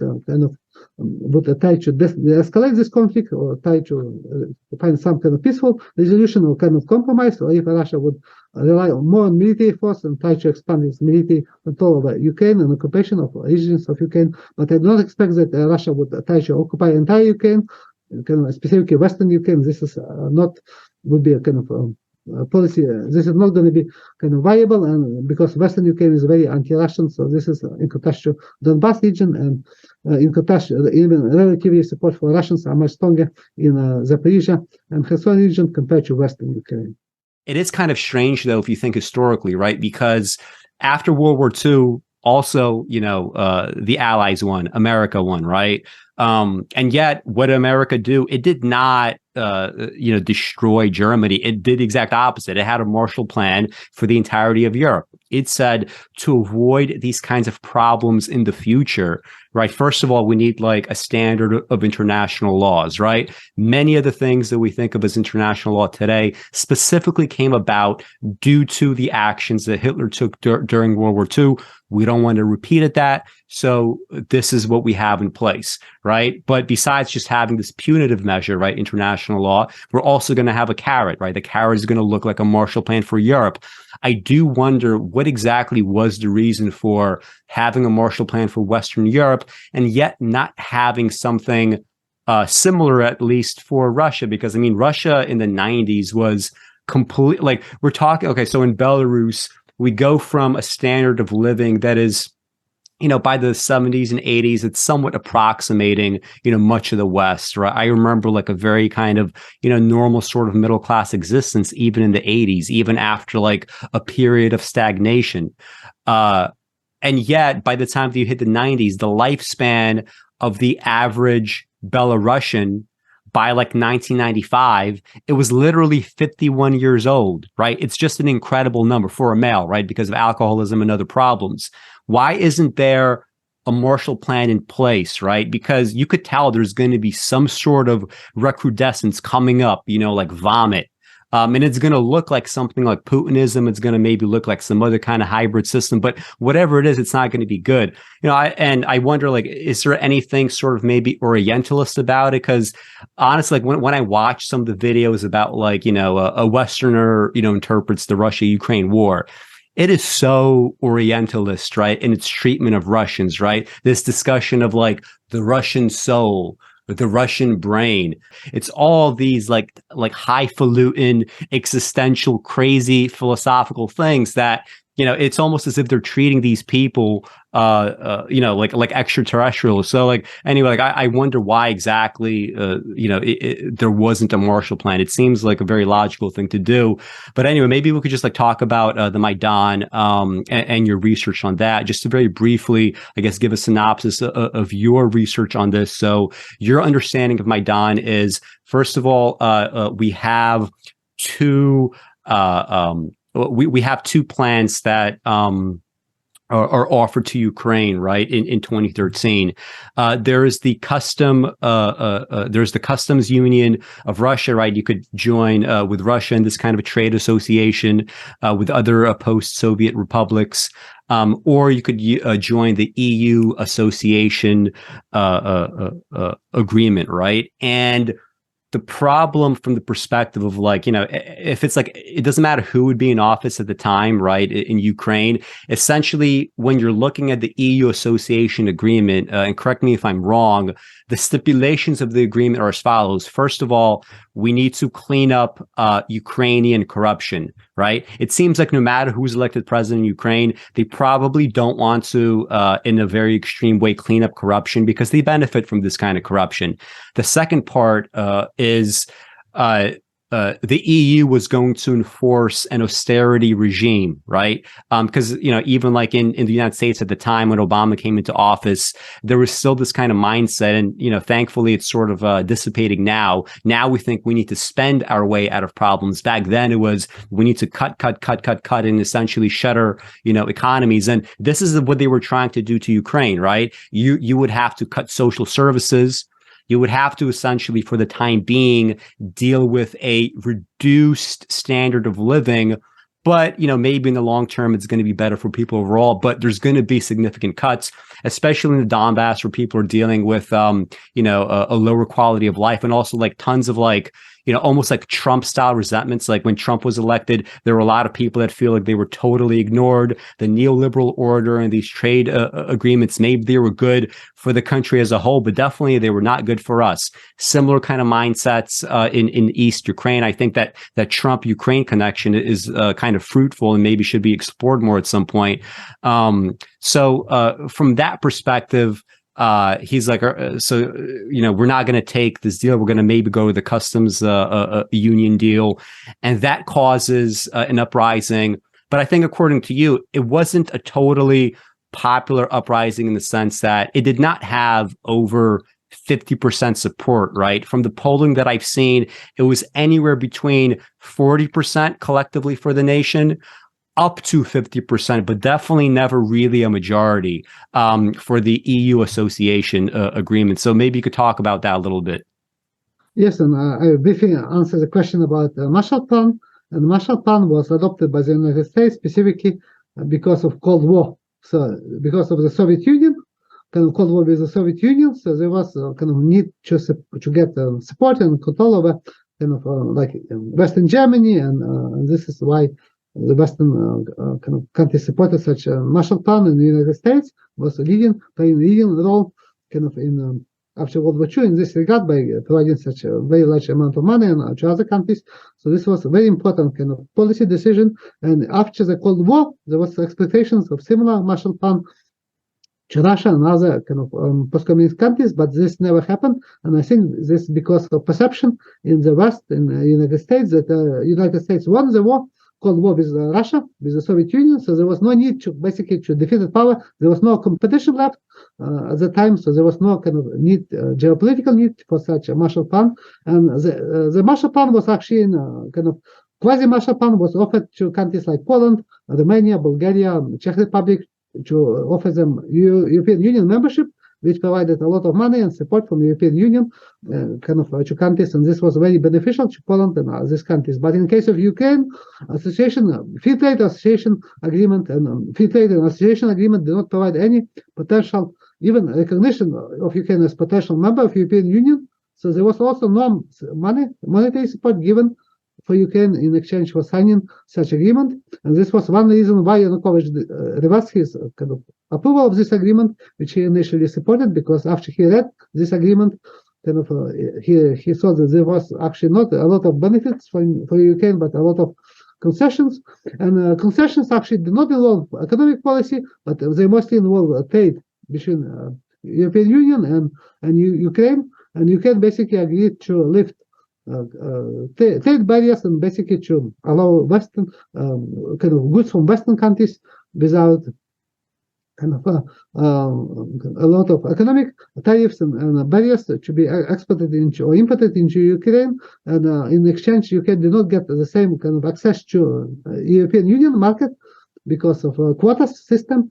So there was a very significant quota on export of grain and other products and so on from Ukraine to other European countries. But this deal was opposed by Russia because Russia said this would also negatively impact Russia in terms of offering access from cheap goods from without any kind of tariffs to Ukraine, which can be also then exported to Russia. And but I think there was a real possibility for Ukraine of getting benefits instead of this free trade and association agreement, which did not offer any prospect of European Union membership. Ukraine could have received kind of prospect of European Union membership, which would be very beneficial and make Ukraine a peaceful country and prevent this war between Russia and Ukraine, and also a civil war in Donbass, and kind of this breakup of Ukraine after kind of annexation of Crimea and after secession of Donbass. Most of Donbass after Maidan, but this is actually did not happen because of the Maidan events which took place, Maidan Massacre, which is, I think, very important in this regard. At the start of the conflict, the origins of this war between Russia and Ukraine going back to Maidan, basically, which was kind of When there was a conflict going up, for instance, because of NATO membership of Ukraine and so on, but this was not a kind of a real issue because Yanukovych did not support NATO membership, so there was no real possibility of Ukraine joining NATO. And as I mentioned before, even NATO membership was not regarded as possible by Western countries, with the exception of US, Germany, and France, of course, NATO membership. But after Maidan led overthrow of the Ukrainian government, Yanukovych government, by means of Maidan Massacre, this changed dramatically policy, and this led to conflict between Ukraine and Russia, which now escalated into war between Ukraine and Russia after Russia illegally invaded Ukraine last year. But this conflict became a kind of very important conflict and a violent conflict after Maidan, after Russia started to support separatists in Donbass, and there was direct Russian military intervention in Donbass in August of 2014 and winter of 2015, and Russia also used military force to annex Crimea, which was mostly pro-Russian region and supported, most of Crimean supported annexation by Russia after the Maidan as well.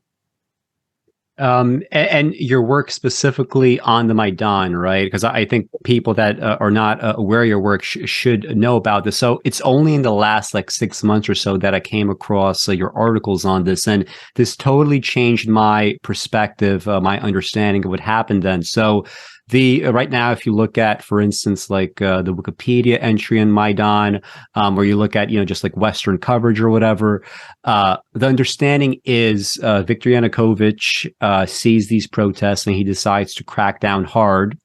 And ultimately, when we get to February 20th, 2014, when the massacre occurs, I believe it's something like 58 people died and a couple hundred get injured, something along those lines.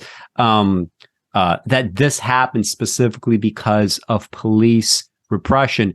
Now, according to your research, and this is based on hundreds of, if not more, hours of video footage. This is based on the treason trial, right, of Yanukovych. This is based on tons of sworn testimony, and it seems like in the vast majority of the cases where protesters are interviewed and anybody that needs to be interviewed for this information, it seems as if they are specifically blaming either directly or indirectly the militant groups, right, the right-wing groups that are providing the muscle for Maidan. It's true that at its peak, there's maybe 100,000 people, just regular, kind of Western liberal types in Ukraine protesting in favor of the EU association agreement.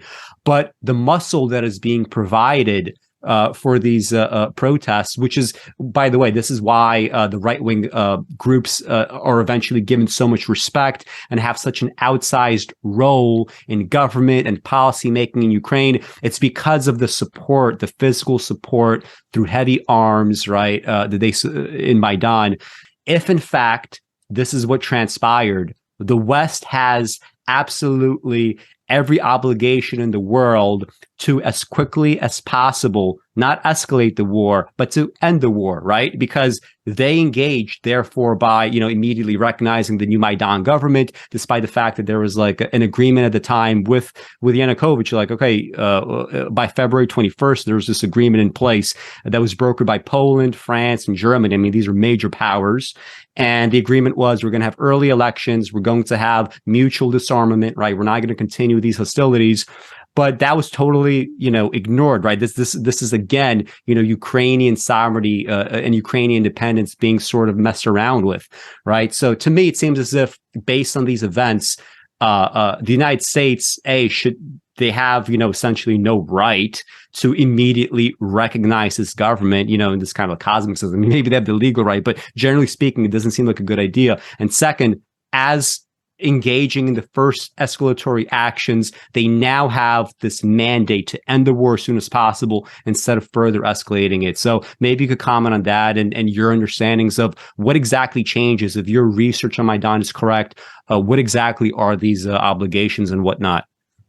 I think based on my research, which is also based on analysis of all publicly available information, so this is, means I think more than 1,000 hours of footage, kind of video footage, audio recording, and Maidan Massacre trial. which is broadcast on the web, Yanukovych prison trial, and all other public evidence like media analyzed for, including live massacre, which I was watching 9 years ago, because I was specialized in researching conflicts and political violence in Ukraine. So I was reading this and studying this for a very long time. So I can say that there is no doubt. So this is beyond any reasonable doubt, which is standard, which can be used in legal procedures, in criminal cases, and which is even much more significant than standard which is used in academic research. So all the evidence basically shows beyond any reasonable doubt that this massacre was organized and perpetrated not by the Yanukovych government, not by his sniper units or any kind of police units which are charged with the massacre, but it was organized and perpetrated with the involvement of elements of far-right opposition and also Maidan opposition, oligarchic parties like Putin Party, and this massacre was a crucial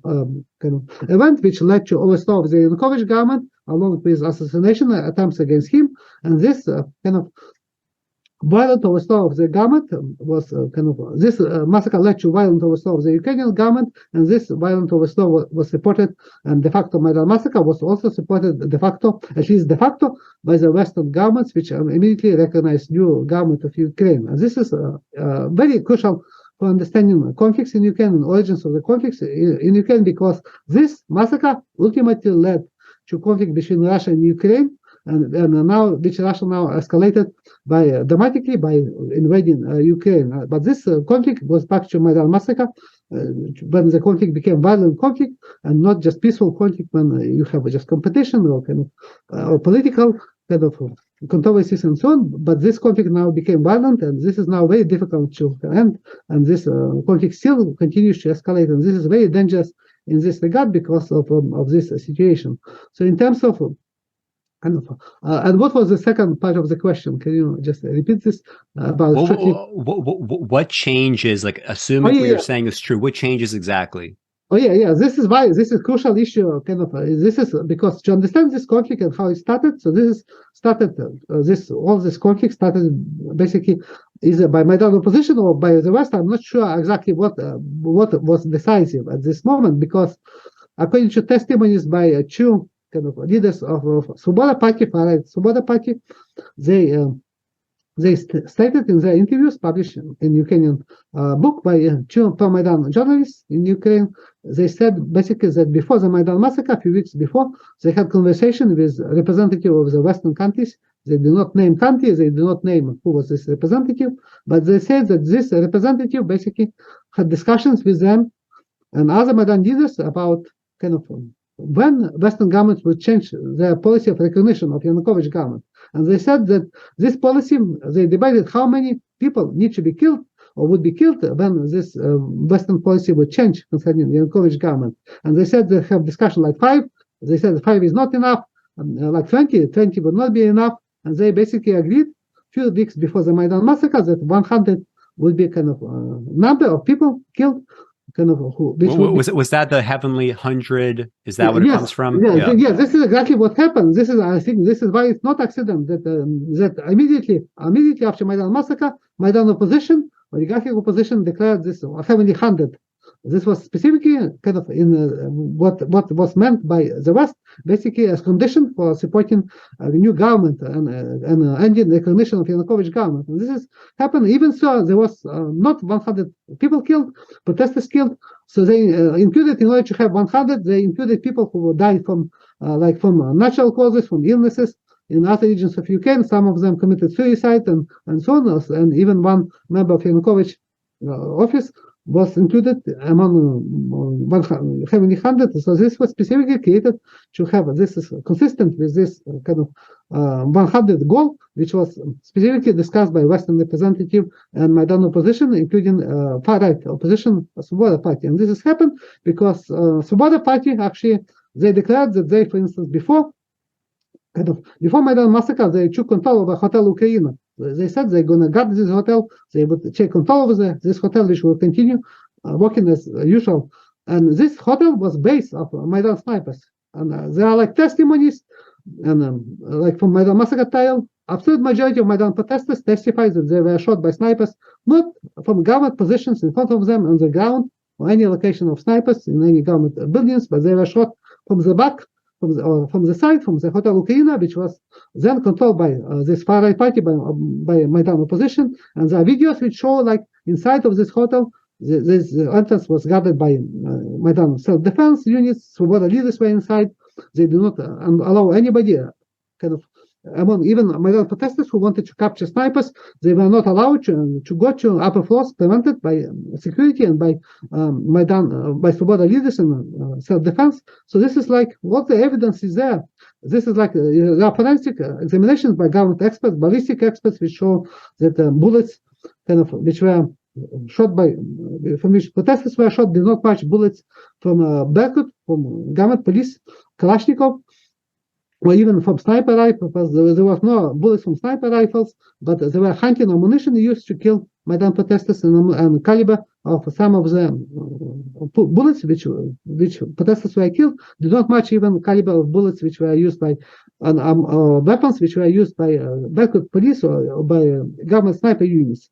So this is like evidence. Medical examination by government experts shows that almost all protesters were shot not in the front, because they were facing Berkut police in front of them, which were shooting, but shooting not into them, but they were shooting into government, shooting in the ground, or shooting like specifically to contain a bunch of these protesters, but not to kill them. But they were also shooting into Hotel Ukraine, into upper floors, into middle floors, because of roof, because this was location of snipers, Maidan snipers, who were shooting both protesters and the police. So this medical examinations showed that absolute majority of protesters were shot, almost all protesters were shot from a very steep direction, from the back or from the side, not from the front. So this is again matches all this kind of evidence, and this is in New York Times there was an article which they claim that they did reconstruction, some architecture company did reconstruction of Maidan Massacre, of 3 protesters killed, which matches the location of Berkut police in the front. But this was based on fraudulent kind of changes of location of bullet wounds, specifically to make them to fit Berkut location, because autopsy kind of documents which were published by this company and which was also presented during the trial showed that these protesters were shot not from the front but from side, from very steep direction, which matches location of snipers.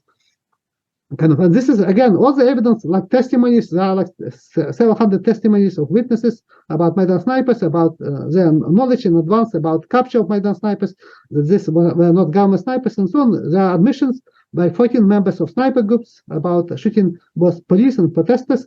This is again, and nobody is arrested or was convicted for this massacre.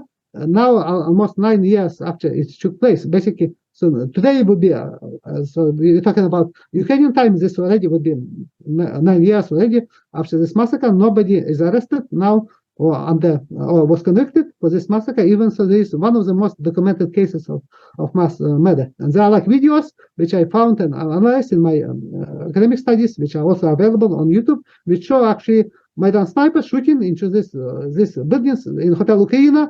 Kind of Maidan protesters noticing these snipers. There are like more than 100 testimonies during Maidan massacre, videos which show which protesters pointing to snipers in this building in Hotel Ukraine and so on. There are like videos of far-right group of Maidan snipers shooting from Hotel Ukraine in direction of Maidan protesters. So all this kind of evidence, which is overwhelming evidence. There are like videos, even this video, BBC video, which shows one of snipers shooting into direction of Maidan protesters in BBC crew from a room in Hotel Ukraine on the 11th floor. And this room was, according to Ukrainian investigation, occupied by Svoboda, one of the leaders of Svoboda party, far-right Svoboda party. And this is like another video by Ukrainian journalist, television, shows that at the time of the massacre, this journalist would point to the same room and saying this is a location of snipers, and he filmed them shooting. This video of this sniper shooting into the actual Maidan protesters, and this journalist saying that this snipers in this Hotel Ukraine were shooting protesters in the back. So this is like all this evidence, like just overwhelming evidence, videos and other kind of testimonies, and there is no evidence at all that there was any order by Yanukovych or any other kind of government leaders or commanders to massacre Maidan protesters. And even government snipers, according to their testimonies, according to videos which are synchronized, they arrived to the Maidan massacre site only after almost all protesters were already killed. So Maidan snipers kind of killed Maidan protesters and police, and then there was deployment of government sniper units. When they arrived, massacre almost immediately stopped, and shooting moved to areas which were controlled by Maidan, because then there was government snipers deployed. So this is actually totally opposite from what happened and what was presented by media, which is a very different kind of outcome. And this is, I think, very important issue, because of consequences of this massacre very significant. Because after this massacre, this led to overthrow of Ukrainian government. Russia responded by annexing Crimea, which again, and then supporting also separatists in Donbass. And separatists in Donbass was local uprising, but supported by Russia. And Russia directly intervened in the Donbass war, which is this led to conflict between Russia and Ukraine, which now kind of escalated into this very dangerous war between Russia and Ukraine, but which is also not accidental. That this war is a proxy war also between West and Russia, because Western countries use Ukraine as client state. So Ukraine basically became client state of the West, of the United States after Maidan, because then the United States kind of de facto kind of played a role basically in recognizing and legitimizing a new government of Ukraine as a result of Maidan Massacre. Even so, the question, there is no evidence of direct U.S. involvement in this Maidan Massacre, but there is kind of a policy of U.S. government changed almost basically immediately after Maidan Massacre, as was mentioned by this Western representatives, that they would change policy of recognition of Yanukovych government after there would be 100 protesters killed. And in his memoirs, Biden, who was then vice president of the United States, said basically that he called Yanukovych right after Maidan Massacre on February 20th, 2014, and told Yanukovych to leave not only position as president of Ukraine, but also to leave Ukraine. And this is what happened. Kind of Yanukovych. That wasn't Obama. I believe that was Obama, right? No, this Biden was vice president. Biden? Yeah, Biden was under Obama, but Biden then was responsible for contact with Ukraine. So Biden was person who was in charge of policy towards Ukraine. Mm-hmm. And this is why this is important. This is like Biden mentioned that he called Yanukovych kind of, and Obama then in interview to CNN, he said basically then that the United States and he kind of were kind of involved in kind of organizing political transition in Ukraine even before Yanukovych fled. So basically, Obama admitted that there was U.S. involvement in this kind of overthrow of the Ukrainian government and removal of Yanukovych without any kind of constitutional agreement, without any constitutional rights. This was illegal, kind of overthrow by means of Maidan Massacre. But Obama said that the U.S. helped to kind of to undertook a transition of a transition of power in Ukraine. This is admission by Obama, and then he also admitted that Russia then annexed Crimea in response to this. So this is, I think, a very crucial issue to understand the conflict in Ukraine, and this is not like black and white conflict, which is often presented by media, which specifically omits any reference to Maidan Massacre. So this is why all the evidence is available.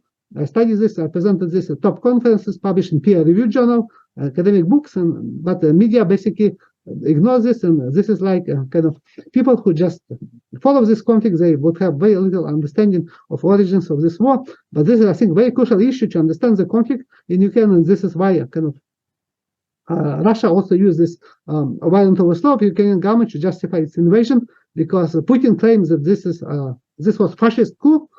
Kind of, even so, this was not my research. I researched the issue of the far right. This was not fascist coup, because kind of far right was not dominant in Ukraine. Even during Maidan, they were having crucial role during Maidan Massacre, but they were not alone. There were other sniper units, and there was also oligarchic opposition involved, and Western countries provided de facto support, at least de facto support.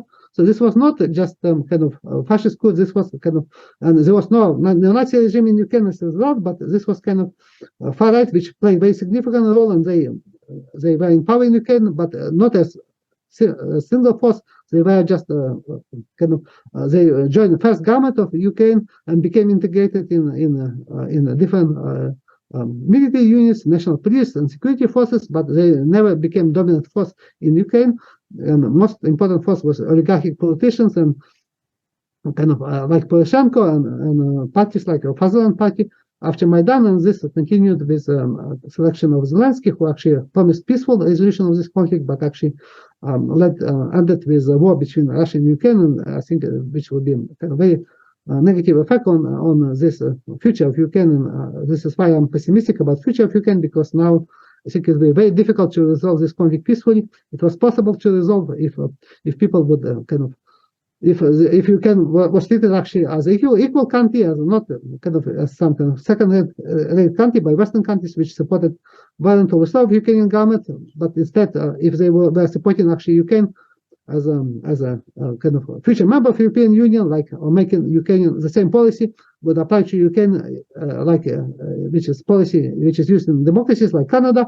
So then it was possible to resolve this conflict peacefully, but they decided to use Ukraine as a kind of to contain Russia or to weaken Russia, and this is why I think now, again, Russian policy now expanded to annexation of regions of Ukraine beyond Donbass and beyond Crimea. So this is now, I think, it would be very tough to have peaceful resolution of this conflict. But I think this is a very crucial issue. Maidan Massacre has almost kind of decisive role in the start of this conflict, and so this is not a black and white issue. This is a much more complex issue, and this is why I think it's important to understand this conflict based on evidence, not based on politics. So there is nothing political. I have no association with Yanukovych. I have no association with Russia, but this is, I rely on evidence. So I just present whatever evidence says, and I study the conflicts professionally.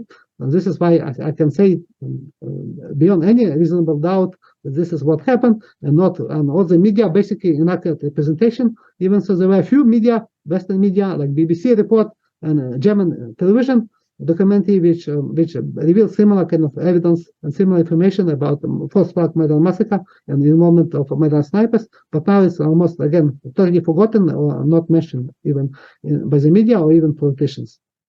So you did this paper that you presented back in 2022, and I just want to read an excerpt from it that I found pretty amusing on the Maidan and sort of the kind of like ideas behind all this. So Leonid Kravchuk, the first president of Ukraine, revealed that he received information about a plot to assassinate Yanukovych around the time of the Maidan massacre. He stated that this plan was called Ceausescu after the last name of the last communist leader of Romania, who was assassinated by soldiers soon after snipers massacred the anti-government protesters in a false flag operation. Right. And it's sort of like contrast with what happened with Maidan versus what happened in this other nation state. The former Romanian president, prime minister, and a number of other leaders of the Romanian Revolution were charged by the Romanian prosecutors in 2018 and 2019 with crimes against humanity for using deliberate disinformation and diversion right after they seized power in 1989 to provoke false flag mass killings. And I think we could sort of use that to maybe briefly discuss this idea of all right, is this a Western-backed coup? Just understanding what really happened during the massacre is important, I think, for any sort of policy decisions and, ethical obligations that, the world's most powerful state would have. I also think it's important to understand whether or not this is some sort of Western-backed coup. And I want to be very careful here, and I don't want to bore the audience too much, but I think this is there's 5 parts to this question. I'm sorry, but okay. So the first part is just kind of generically speaking, we noticed for instance, last year we had this culminating set of protests in Iran. Iranian protests have been accelerating and ongoing for a number of years now, but really they sort of hit the peak last year with the slaying of a woman by the morality police. And at the time, there was a lot of disgusting, repulsive kind of stuff going on in social media with all these people that, maybe they're communists or maybe they're sort of leftist adjacent. And I say this as, somebody very far on the left. But they would say things like, these aren't real protests. These are, agents of the U.S., of the CIA. They're just there to destabilize Iran, right? Actual Iranians, they actually really support the Ayatollah. They support their nation state, which is clearly false. I mean, if you're living in Iran, especially if you're a woman, you have plenty of things to complain about, right? It's perfectly reasonable to assume that you're going to have spontaneous protests. At the same time, I think it's useful to view this idea of a Western-backed coup or Western-backed protest or whatever as a kind of, spectrum, right? There's a kind of continuum here. If, for instance, Donald Trump goes into office and he totally shutters, right, this sort of international consensus, which is the Iran nuclear deal, which is working just fine, and suddenly reimposes the sanctions on Iran for literally doing nothing wrong whatsoever, it stands to reason that plenty of people in Iran are going to think, okay, look, suddenly now we're back with we have new levels of poverty again. Our government looks weak. I don't like this. There's going to be some kind of resentment that boils over, and it's going to find its way into these protests. It's not to say that these are Western-backed protests and they're being paid off by the government or whatever, but there is a relationship between newfound sanctions and a newfound weakened position in Iran and protests that later emerge spontaneously. There is some level of causal connection. So that's the top-down view. Specifically in relation to Ukraine, I remember reading articles during the Orange Revolution, at a time before, again, Russia was really in the news. So people were able to say this kind of stuff openly. There were articles, for instance, in 2004 and 2005 in The Guardian, where they would interview people associated with the Orange Revolution. And these people would say stuff like, look, this isn't a Western-backed thing in some sort of crude way, but we have to be honest. We're getting hundreds of thousands of dollars and in some cases millions of dollars from Westerners, right? Many of them rich, many of them politically connected, and they're allowing, a flourishing civil society to emerge in Ukraine, right?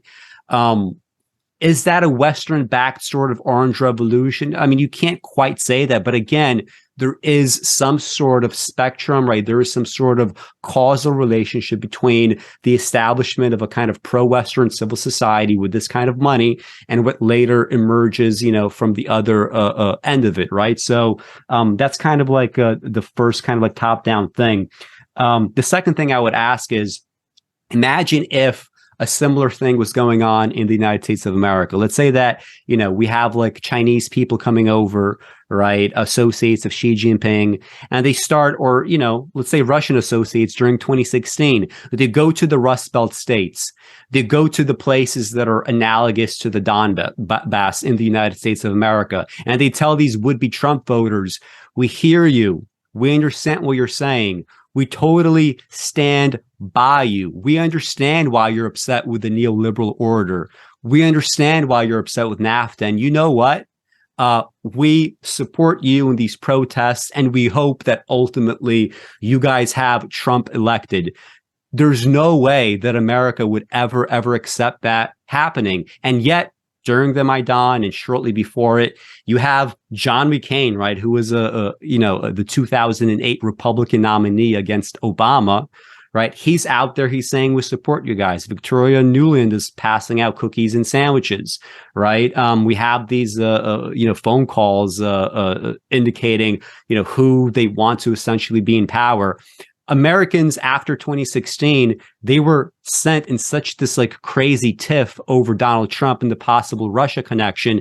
And yet those links in some ways, right, are weaker than the links between America and Ukraine when it comes to Maidan, right? So again, America would never stand for this if Russia did it here, if Chinese officials would come out doing here. And yet, we're expecting someone else to stand by this, right? So that's the second thing, right? But I would say that the coup itself, right, like I said earlier, right, there was this kind of agreement between the Maidan protesters and the Yanukovych administration that was brokered by France and Germany and Poland, where they would mutually disarm, they would tone down the hostilities.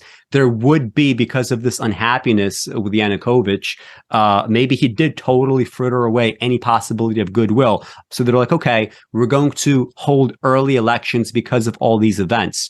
But instead of this transpiring, immediately after there was a violent storming of the administration building and whatnot, America right away recognizes the new Maidan government, counter to the agreement that was brokered very recently before that.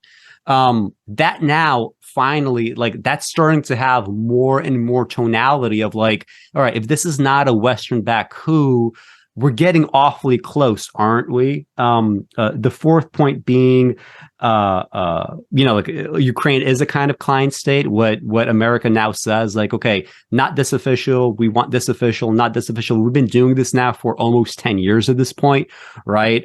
There is a huge amount of Western influence.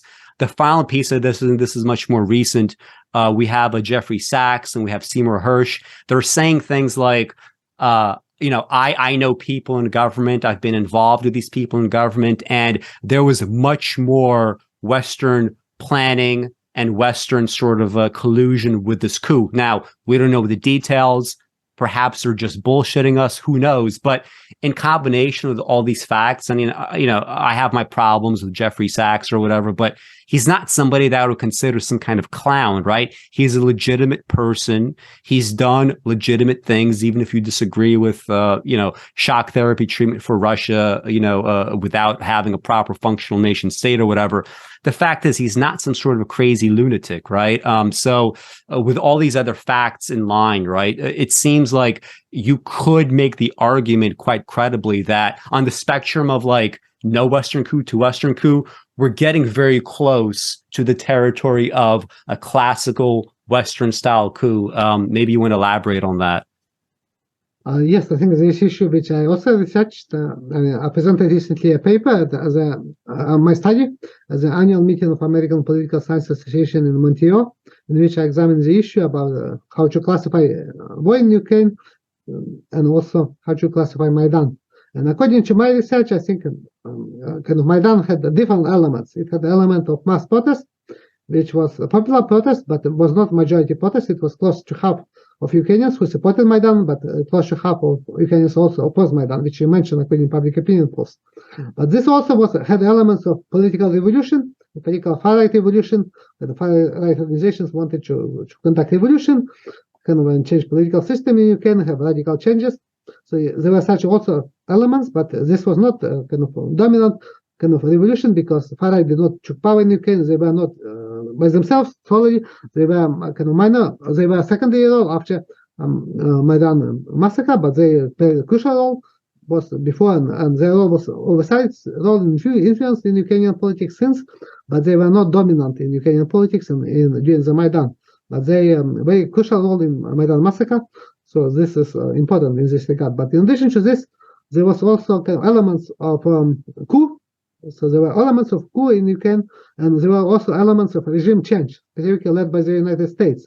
So all these elements, they were there.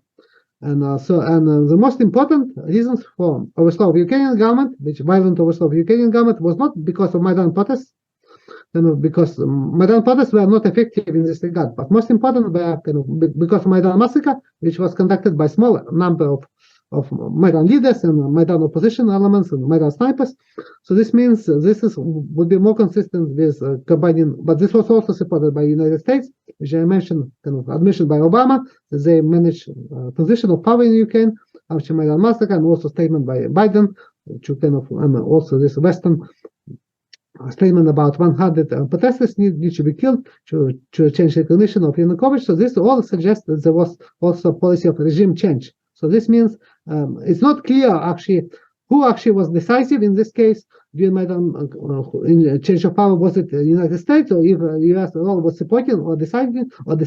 So it's not kind of clear yet how to classify this.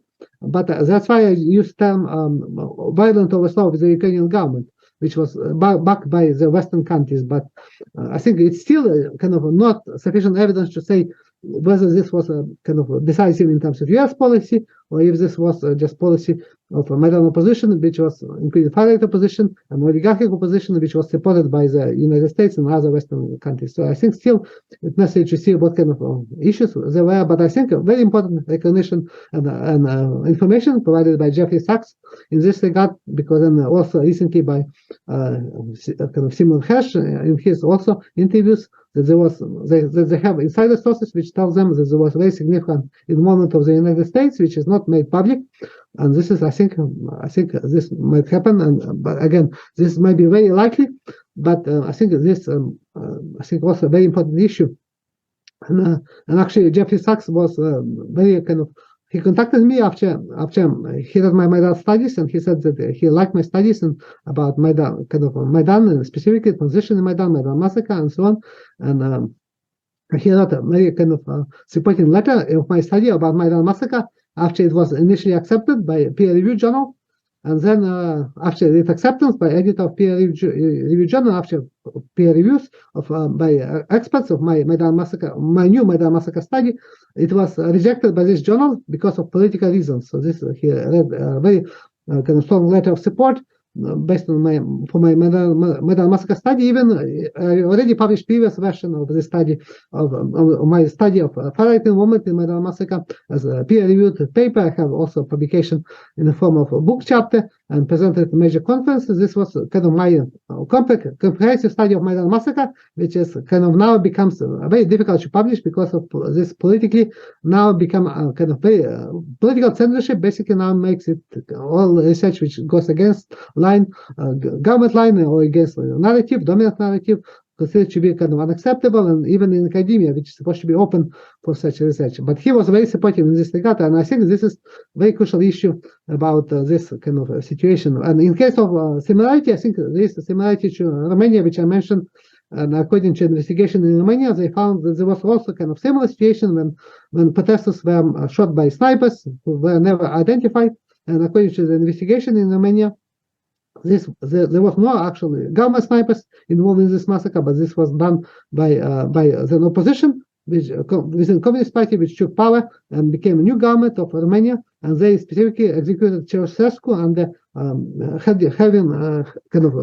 accused him of being responsible for the massacre of protesters in Bucharest and other cities of Romania. Even so, they were the ones who actually organized this massacre by kind of using kind of false flag information, and similar kind of plan I think was used in Ukraine. But it's not clear who actually, based on publicly available evidence, who actually designed this plan and what was the involvement of different kind of politicians or different countries. So that's why I cannot say exactly yet. This requires a lot of research, and it's not possible yet to say definitely because a lot of documents are not yet available. They're obviously classified, and this relates to documents both in Ukraine and the Maidan government and the Maidan politicians, but also relates to governments in the United States and other Western countries. But I think there are all the evidence. I think they know definitely that this was not kind of massacre conducted by Yanukovych, that this was actually kind of just part of overthrow of the Ukrainian government. And this is, I think, in this regard, this is a very important issue, but which has also similarity to other kind of policies in other countries. And this is not unique because this is just continuation of U.S. policy, which is documented by many other kind of cases. But I think in case of Ukraine, what happened during Maidan, kind of there are still issues which require kind of information which is not yet publicly available. But I think this issue is a crucial issue in terms of peaceful resolution of this conflict as well, and understanding this, how this conflict originated and how it escalated into war between Russia and Ukraine, and also now proxy war between West and Russia, and also continuation of civil war between also in Donbass. Even so, proxy war and war between Russia and Ukraine are now dominant in terms of war in Ukraine. And civil war became much less significant after the Russian invasion of Ukraine 1 year ago. Professor, do you have a moment to discuss the legality of the Russian invasion? Yes, I can do this, yes. So in your 2022 paper, so like you're laying out the following scenario. The West begins with various provocations and escalations. Russia responds with another escalation in the form of the annexation of Crimea. And then ultimately we have, for instance, the failure to implement the Minsk agreements, which is also a kind of escalation, which we're going to touch upon. And finally, right, there is the last escalation, right, on the part of Russia, which is an illegal invasion of Ukraine, right? I don't think there's any, scholars of international law that would hold the position that this is under the law as presently written and constituted. They would not say that it's a legal invasion. But But at the same time, I want to sort of maybe like draw some hypotheticals and maybe sort of see it from the Russian perspective just a little bit, because I do have some trouble. I'm anti-invasion, but some of these objections that I'm sort of seeing in my mind, I would have a hard time responding to if, for example, like a Russian nationalist might present them. So, first of all, in your paper, you say the following.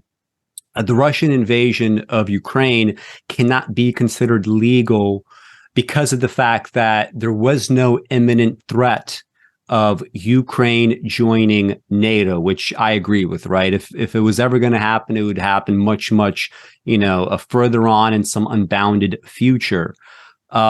Let's say, however, that there was an imminent threat, let's say a few months or up to a year for Ukraine joining NATO. In your estimation, would there be either a legal right or some sort of ethical right for Russia to invade Ukraine under that scenario? I think this is a crucial issue on the international law. War can be justified as legal if this war would be preventative, basically, if it would prevent a danger, basically, from another state. So this is then war becomes legal. And Russian justification of this war, kind of using various claims, specifically to justify its invasion, was that this was preventative war in order to prevent Ukraine from launching its military operation to take control over Donbass, to prevent Ukraine from becoming a member of NATO, from deploying weapons, Western weapons in Ukraine, which will threaten Russia, for instance, and so on, to become a nuclear state. So this is all kind of issues which are real issues. So this is not kind of just, which are often dismissed for political reasons, because the issue of NATO is a security threat and issue of potential policy, which was declared by Zelensky after he was elected on peace platform. He actually changed his policy in opposite direction and became basically did not implement Minsk agreements and started to publicly declare that his goal was to take back control over Donbass and annex Crimea using force or other methods, and this is actually was used to justify Russian invasion. But this under illegal law, this is under legal standard, this would not be qualified, because this requires to be immediate danger or imminent danger of such a security threat and of such use of military force, and this did not happen. So there was no urgency in this regard, and this is why the war of Russia, which was initiated by Russia, is not legal under international law, and it also cannot be justified as to justify Russian invasion.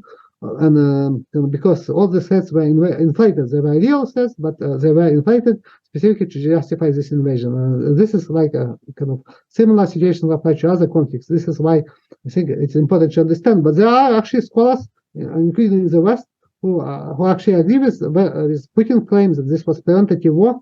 This justified, basically Russia was justified in this war. So this is not just the Russian propaganda. There are like scholars who are saying this, even so they are not active in social media. But according to my research, this is again, this is not justifiable. This was basically a war of choice by Russia, because there was no imminent threat to Russia to justify such an invasion of Ukraine. So in the case of like the highest stakes, right, with an imminent joining of NATO, you'd see some possibility of either legality or at least ethically for Russia to launch an invasion. So let's like systematically lower the stakes a little bit. So there is no imminent threat of Ukraine joining NATO, but what if we sort of see the following situation? So according to John Mearsheimer, the sort of, weapons transfers and whatnot and trainings that began with the Trump administration. Because remember, Obama, he did not want to get involved in this way, but Trump, he starts a kind of a escalation, maybe we could call it, through these kinds of transfers. Those begin to accelerate early on in 2021 with the election of Joe Biden. I remember watching videos actually at the time, because Russia, Ukraine was already out of my mind for a while. And they were saying things like, there was like one geopolitical analyst, and he was like, people aren't really noticing this, but there's a war that's brewing and it might come pretty soon between Russia and Ukraine. because of all these new arms transfers. And John Mearsheimer, he emphasizes in his various talks on the Russian invasion that 2021 was a pivotal year where Putin was alarmed by these kinds of accelerations. So, okay, we have a Ukraine that's not joining NATO, but Putin is now making the calculation, and perhaps it's not a totally wrong calculation, because Russia is not doing as well in the war against Ukraine as people expected or as Russia expected. So Putin is thinking, okay, it's either now or never. They're not a part of NATO yet, or maybe they never will be, but they are essentially becoming a very powerful state. The only thing that would be missing is that final piece where we could potentially have foreign boots on the ground if I end up invading Ukraine. Do you think that changes the calculus legally or ethically in any way, if in fact we have an acceleration of arms deals and so on and so forth, as John Mearsheimer says? Well, I think this does not justify the provision of weapons and military training to Ukrainian forces by Western countries. Does not justify a Russian invasion of Ukraine, because this is not compatible. And the kind of amount of Western weapons which was given to Ukraine was nothing compared to what happened after the Russian invasion. So this was relatively small amount, and the number and type of weapons which were given was considered to be defensive weapons, like which included was this I think Javelin Javelin anti-tank missiles. But these missiles were given by Trump administration, but under conditions that they will be kept in Western Ukraine. So they were not on front lines. They were not used by Ukrainian government. So this was kind of, and Ukrainian government also got like hold of. They bought some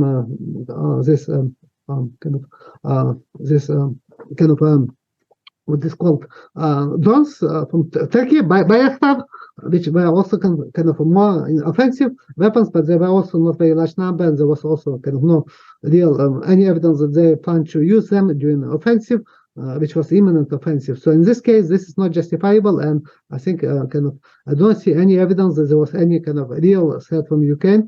Even so, there was real kind of military training, including by Western military, including by Canadian military of Ukrainian forces, provision of weapons, but this is nothing kind of which is on the scale even compared to what happened after the Russian invasion, or compared to many other countries which are given such weapons in conflicts. So this is a standard issue, and this does not justify invasion of another country under similar pretext, because Russia also provided weapons to separatists in Donbass, like tanks and any other like heavy weapons. And I think Russia also likely supplied a book, anti-missile,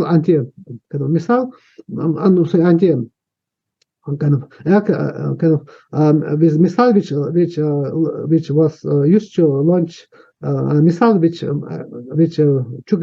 shot down a Malaysian passenger plane over Donbass in 2014, and I think this was, according to my research and according to evidence released by a trial in Netherlands, this was basically kind of unintentional, because separatists wanted to shut down a Russian coup, which was mining this book. It's not yet clear, but it was very likely Russian weapons provided to separatists in order to shut down Ukrainian military planes, and this book was used to shut down, or was intended to shut down Ukrainian military plane, either a kind of a transport plane or some other military plane, but it mistakenly hit or intentionally hit a passenger plane. But this is like kind of Russian involvement in this regard is very significant, and Russia supplied weapons to separatists, but this does not mean that for instance, this would justify Ukrainian invasion of Russia, or kind of under pretext that Russia kind of gave weapons to separatists in Donbass, which would be also kind of illegal under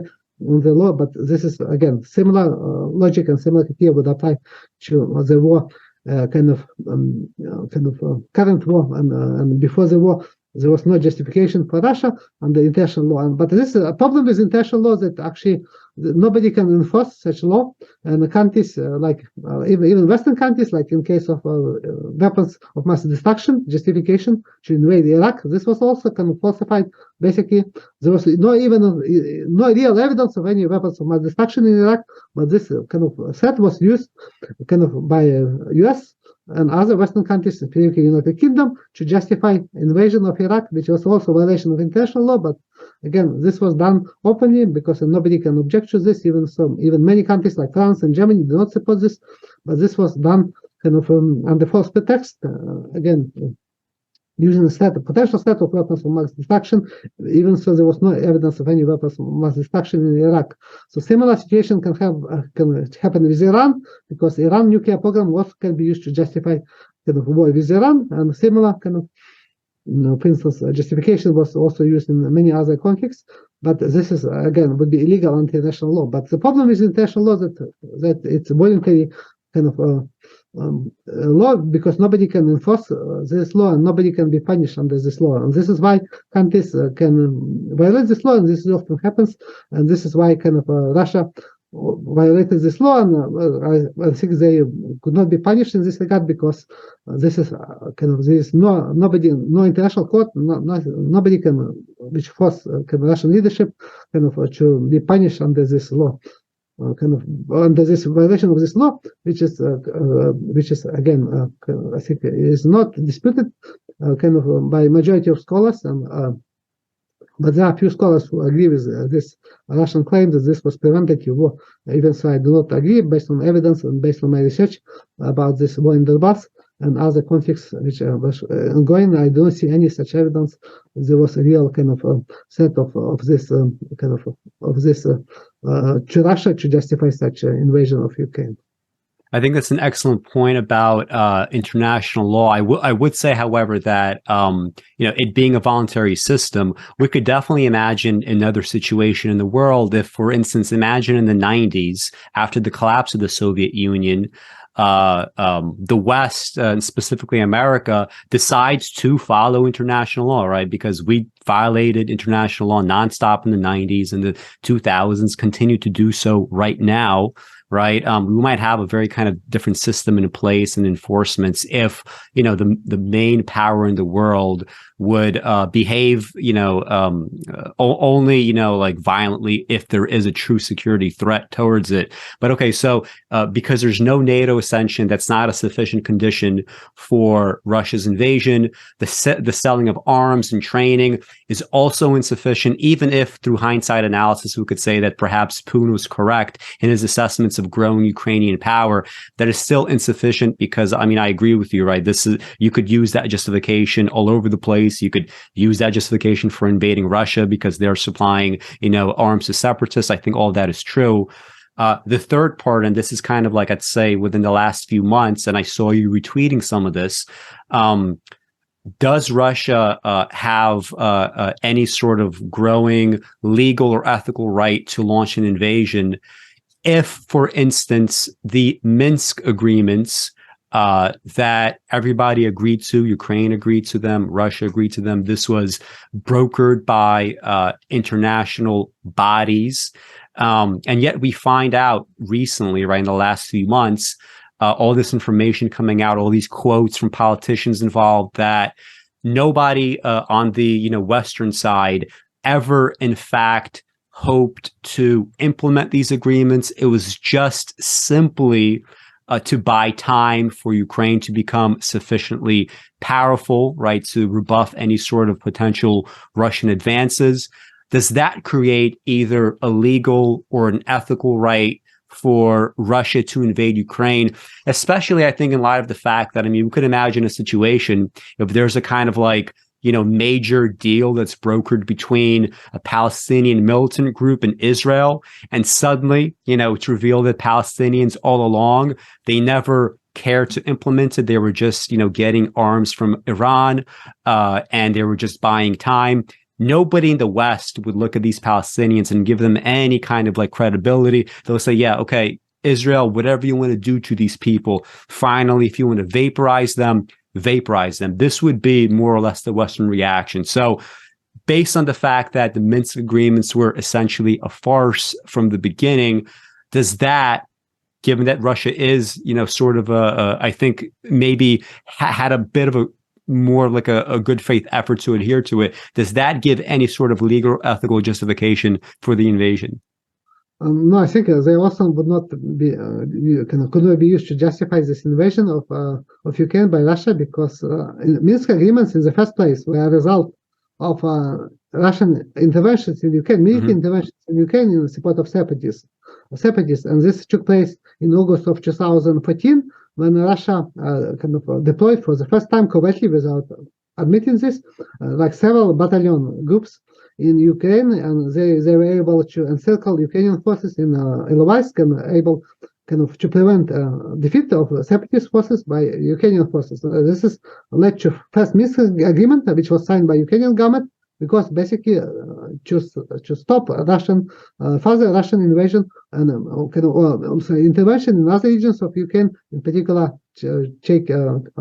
Mariupol, which were very close to being captured by Russian forces during the first Russian military intervention in August 2014. But this led to Poroshenko basically signing peace agreement in Minsk in order to prevent this Russia from taking more other territory and giving this to control our separatists. And this is what happened also in Minsk in the second time, when in February second Minsk agreement was signed. It was signed after Russian military intervention in Donbass. Specifically, Russia also deployed several battalions correctly in Donbass,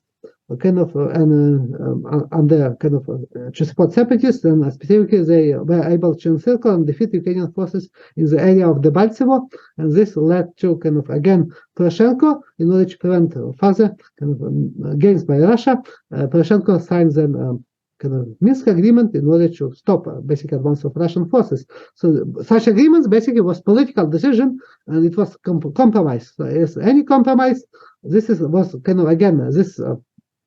was also supported by United Nations Council. The second Minsk agreement was basically approved by UN Security Council.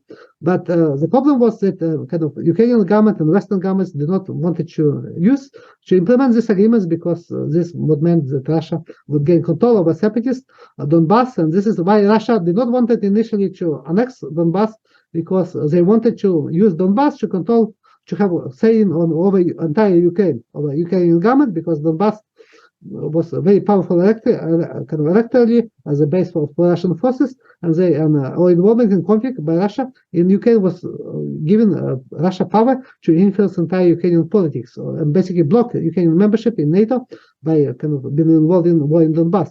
And this is like a reason why Minsk agreements were not implemented, because Western governments and Poroshenko governments, they basically wanted just to buy time, and they signed this agreement under threat of Russian military intervention. So Russian invasion would not justify this would not be justified by the failure to implement Minsk agreements, because they were initially adopted because of illegal Russian military intervention in Donbass, which were denied by Russia, but there is a lot of evidence of such intervention and fighting by Russian forces in combat. But most of forces were separatist forces at that time, local separatists in Donbass. And I think this is a very important issue, which is also says, because international law basically, if you have agreements, this was if there was a political solution and political will in Ukrainian government or Western governments to implement Minsk agreement, as I said this before the war, could be very useful to resolve this conflict and prevent war between Russia and Ukraine, because if a failure of such agreement actually was one of the reasons why Russia invaded this, even so this is not legal, this does not justify like Russian invasion, but they basically use this failure of Minsk agreement in order to launch invasion. And this is another failure of Zelensky policy, because he could have implemented this agreement and declared Ukraine neutral, and this would have prevented all the negative, devastating effects from the war, from the Russian invasion and the war, which is ongoing, and still would have much more negative effect on Ukraine. But he did not do this. And I predicted in my interviews, media interviews and Canadian media interviews, in my publications before the Russian invasion, this is like a real possibility of war between Russia and Ukraine. And that's why I said that this was the only hope for Ukraine to prevent this agreement, to prevent this war and Russian invasion, which would be devastating to Ukraine, is to basically implement Minsk agreements and to agree to autonomy of Donbass within Ukraine, which would present Donbass within Ukraine legally, even so they would have a de facto kind of autonomy or even de facto independence, kind of certain strong degree of independence, but also this would also make Ukraine a neutral country, and this would also prevent another justification for war, which was used by Russia. But the problem with international law that again such agreements, they are they only good as far as parties of such agreement would be willing to implement them. And in this case, Western governments, admission by Merkel, by Poroshenko, by Zelensky recently, also by former French president, that they do not wanted to implement such agreements, so they just use them to buy time, and this is, I think, a failure and a very negative effect. Even so, this does not give a justification for Russia to invade Ukraine. And another issue is that now international law is also often kind of replaced by the Western countries with so-called rule-based international order, which basically says that there are rules which countries need to follow, and these rules are not kind of international law. This is basically kind of policy which is proposed by the United States, and that's why they would say that the United States, they would justify, for instance, illegal under national law, this was illegal invasion of war by NATO countries in Serbia, in Kosovo, and also illegal under international law kind of invasion of Iraq.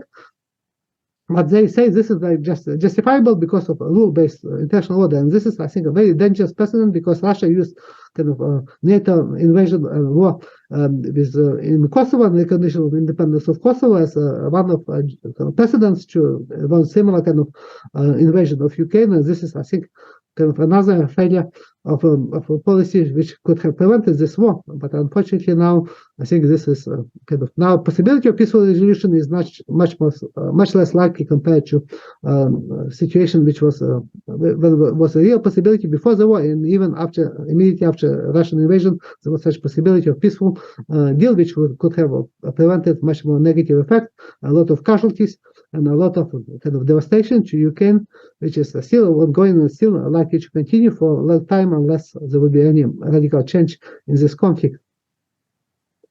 The final piece of this, and after this, I promise we're done. That is perhaps related to international law, but is a little different from it.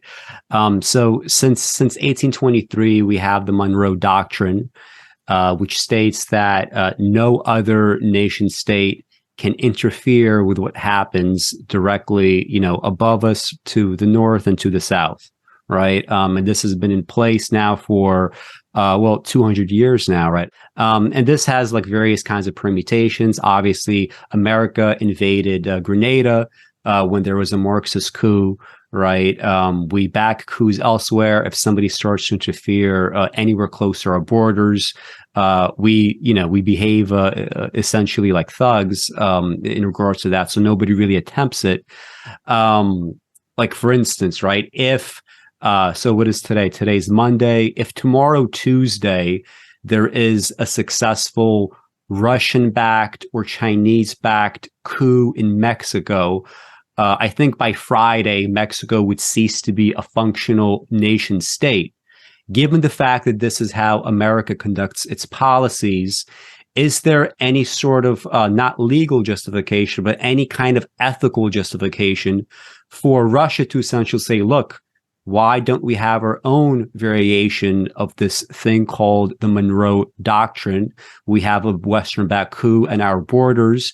This is totally illegitimate. We had all these other promises broken towards us in terms of, NATO expansion. This wasn't supposed to happen, right? And there's a long documentary record of this. Can they ethically invoke something analogous to the Monroe Doctrine and invade Ukraine as a result? So this is like a Monroe Doctrine and Russian justification, similar Russian justification of having a sphere of influence would not be actually legal or ethical under international law, because this would mean that this is not a recognition of sovereignty of other countries, and this would apply to Ukraine as well. So this is not can be justifiable. So both Monroe Doctrine and similar Russian policy, considering Ukraine as part of a Russian sphere of influence, is not justifiable by ethics or by international law, but this is actually a fact of international politics. So U.S. uses this doctrine, and actually Russia also applies this doctrine, which I mentioned, policy of near abroad. Kind of, they said that basically Ukraine and other post-Soviet states are kind of sphere of Russian influence, which and this is one of the reasons why they also prevented kind of integration of these countries like Ukraine, and for instance Georgia in NATO, or kind of membership or in the Western military alliances and so on, because they wanted to kind of use these countries as a sphere of influence. So this is like fact of life in international politics. So this does not mean this is justifiable or this is ethical. This is actually not ethical. This is not justifiable under international law, but this is fact of international politics, which is what Mearsheimer kind of, or this John kind of Mearsheimer from University of Chicago says in terms of realistic policy, realist school of international relations. This is like fact of international politics. So this is kind of could have been expected, because, for instance, when Soviet Union deployed nuclear missiles in Cuba, this was kind of legal, actually under international law. Kind of this was legal because Cuba was sovereign country, basically, and Soviet Union was another sovereign country, so they can deploy weapons in any just as part of sovereign agreement. There was no prohibition on this, but actually, United States threatened to launch invasion of Cuba, and also there was possibility of war between United States and Soviet Union, nuclear powers, which was a very dangerous conflict, because actually United States considered this is not acceptable. This was considered to be a military threat to United States for the same reason. Again, Ukrainian kind of use of Ukraine by NATO military. Before this invasion, there were, like, for instance, use of nuclear bombers, training in Ukraine over airspace close to kind of Crimea and close to Russian border, like intelligence place and so on. So this is kind of also kind of Ukraine is kind of, this is basically Ukraine is sovereign country, considered to be sovereign country, but this, in fact, like Cuba also was kind of de facto dependent on the Soviet Union. The same applies to kind of Ukraine, which is dependent on the United States.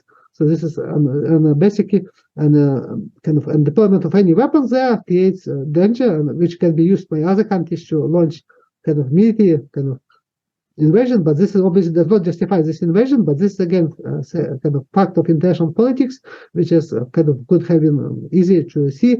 For instance, and this is why this professor from the University of Chicago kind of was correct in this regard when he predicted that there was a real possibility of such war between kind of Russia and Ukraine because of NATO expansion, or because using, not only because NATO expansion, because actually Western countries also wanted to use Ukraine kind of as de facto kind of member of NATO without giving Ukraine NATO protection under Article 5. So they would deploy kind of their military bases. There was also possibility of some kind of plans to build a new navy base in Charkov in Ukraine, and deployment of Western military forces in kind of in the training capacity in Western Ukraine, in Lviv region, and other locations of Ukraine. So this is kind of an integration between NATO forces and supply of weapons. So this is kind of a policy which kind of was used by Russia to justify its invasion, even so it's not illegal, but this is actually kind of, again, could have been easily prevented and avoided, because this is like fact of life, and many other countries would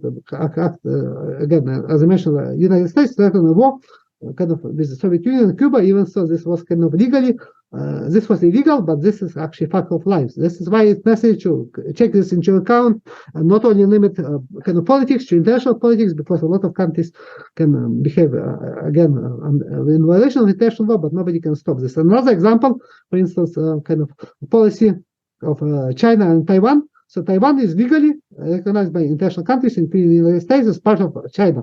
So this is basically is not independent country. So, but de facto controlled by basically separatist or kind of secessionist or government, which was led by Chiang Kai-shek after kind of war in China. They fled to this island and took power under control, and they basically have whole power over this island, which is now recognized internationally under international law, including by the United States and other countries, most other countries with few exceptions, as part of China. But if China would invade Taiwan, would use military force to invade Taiwan, U.S. policy basically is that the U.S. would support Taiwan and would oppose United States invasion, Chinese invasion with military force. There would be a war between the United States and China. So this is like policy which is, again, would be illegal under international law, but this is kind of part of international politics. So this means that, again, this is not justifiable, is an invasion. Invasion might be justifiable in the international law, but this would not be justifiable in terms of international politics, because this would lead to war between China and the United States.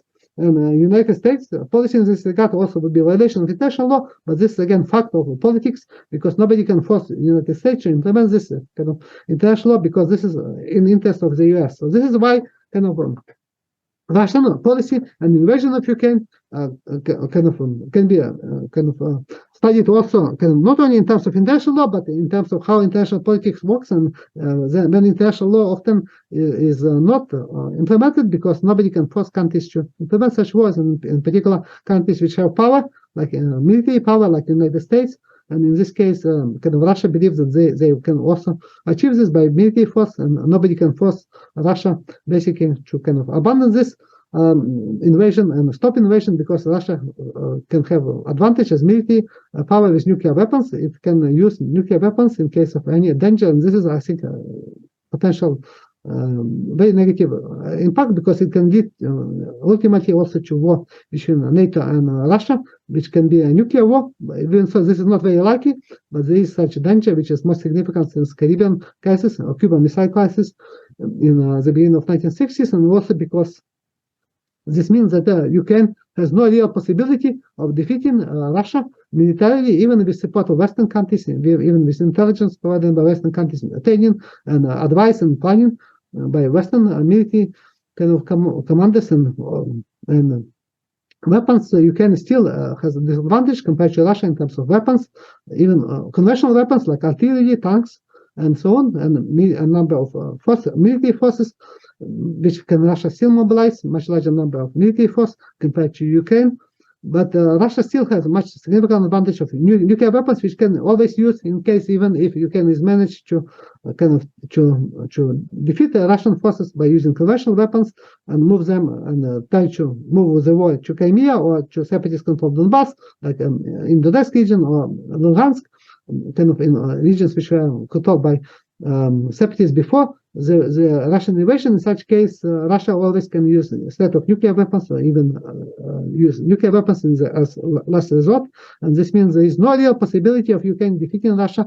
And this is why I think from a practical perspective, again, this is you have international law, you have international politics, but in terms of practical perspective, the best option for Ukraine in order to minimize consequences of this conflict was to reach peaceful agreement or to prevent this war. And now still is, I think, better to have some kind of peaceful agreement, because the longer war continues, there would be worse consequences for Ukraine, and which means Russia can have a possibility to annex more regions, to occupy more regions of Ukraine, and Ukraine would have no possibility to defeat Russia by taking back Donbass and taking back Crimea. And this is why I think this is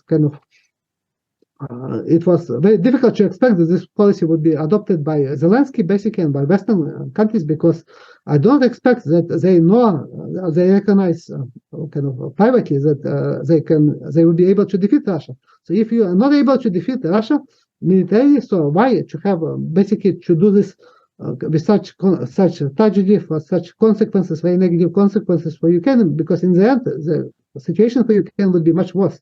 The longer war continues, the worse outcome will be for Ukraine. Even so, there might be slight changes, like what happened, like with Kherson and Kharkiv. This is not going to be a kind of major effect unless something extraordinary happens. But in terms of outcomes, in terms of probability, this is not very likely. So I think the most likely outcome that Russia, again, is about manage to keep now regions which are annexed by Russia or occupied by Russia, or it will be able to expand its control over some other parts of eastern and southern Ukraine. But I do not expect that Russia will be able to occupy entire Ukraine, or just would be willing to occupy entire Ukraine. But I do not expect that Ukraine would be able to take back control over Donbass and Crimea, with exceptions. With it's possible, obviously, small changes and small regions would be taken back, or some regions, again, it's possible to have offensive and to limit control over some parts of regions occupied by Russia. But I don't expect this is Ukraine would be able to turn this war into direction in which Russia would be defeated. And this is, I think, this is why I think there is no justification for such policy. but with the exception of Western countries using this war, basically using Ukraine and Ukrainians to weaken Russia, even so they know that there is no significant likelihood or real likelihood of Russia being defeated. But the longer war continues, this is considered to be beneficial for the West because they weaken Russia, and this is their goal, no matter what kind of outcome would be. But for Ukraine, this is actually a very negative effect because Ukrainians, the ones who suffer, both in terms of human life, military casualties, civilian casualties, and in terms of impact on the economy. And the future of Ukraine will be actually now very devastating because of the effect of this war, which would have a very negative impact, even if Ukraine would manage to keep control over many regions in eastern and southern Ukraine. It still would be very difficult to deal with these issues after the end of the war, if the war would end. But currently, there is no prospect of any soon that this war would end soon. And I think a speech by Putin tomorrow, which would be very decisive in this regard, what he would announce, if he would announce again escalation of this conflict, or if he would maybe suggest some kind of compromise, in which he would try to basically declare de facto control over Russia, over regions which are occupied and annexed by Russia, and would offer de facto ceasefire, which is another possibility. But I don't expect that Russia would agree to any kind of concessions, major concessions now. Even so, this was possible in March of last year, but now I think Russia is not going to be willing to chuck back and return control over Kherson and the Zaporizhzhia regions, and also over Donbass in particular, and not even saying about Crimea, which is beyond any issue for negotiation, because for Russia, Crimea is a very important issue, and this is why Russia annexed Crimea in 2014. Yeah, I mean, I think that's the proper way to look at it. Just generally speaking, looking around the world, the Monroe Doctrine is neither ethical nor legal, but it is a fact of life. And although, I respect John Mearsheimer's work, I do wish there would be people working on, some sort of political theories, especially of international politics, that would take into account what would a post-Monroe Doctrine world look like, where it's not allowed to be tapped. I think Mearsheimer would say, well, that's not possible, right? Nation states are in a state of anarchy, right, until a powerful enough actor comes along. And that's simply how it is, right? It's essentially human nature scaled up to the scale of nation states. At the same time, I can't help but think that eventually we're going to get some sort of post-Monroe world, because as long as we have a Monroe Doctrine, the fact remains that every other country that is powerful enough to tap it, right, whether it's China or Russia, it's going to cause a lot of chaos. It's going to create a lot of havoc around the world. And we're not helping it by, on the one hand, saying we're the leaders of the free world. Here's the rule-based order. Here's international law, where we're going to systematically violate it. And by the way, you guys cannot, right? It's just not sustainable long-term for peace, right, and for the longevity of the planet. I hate to end on such a sour note, but there's nothing good here, I don't think. So if you don't have any final comments, I guess we could end it here. So if I can just briefly comment on your last point, I think this is also a very important issue, because this war in Ukraine would not only determine the fate of Ukraine, which is, I think, very pessimistic in terms of what the outcome of this war for Ukraine, that Ukraine has no likelihood of winning this war.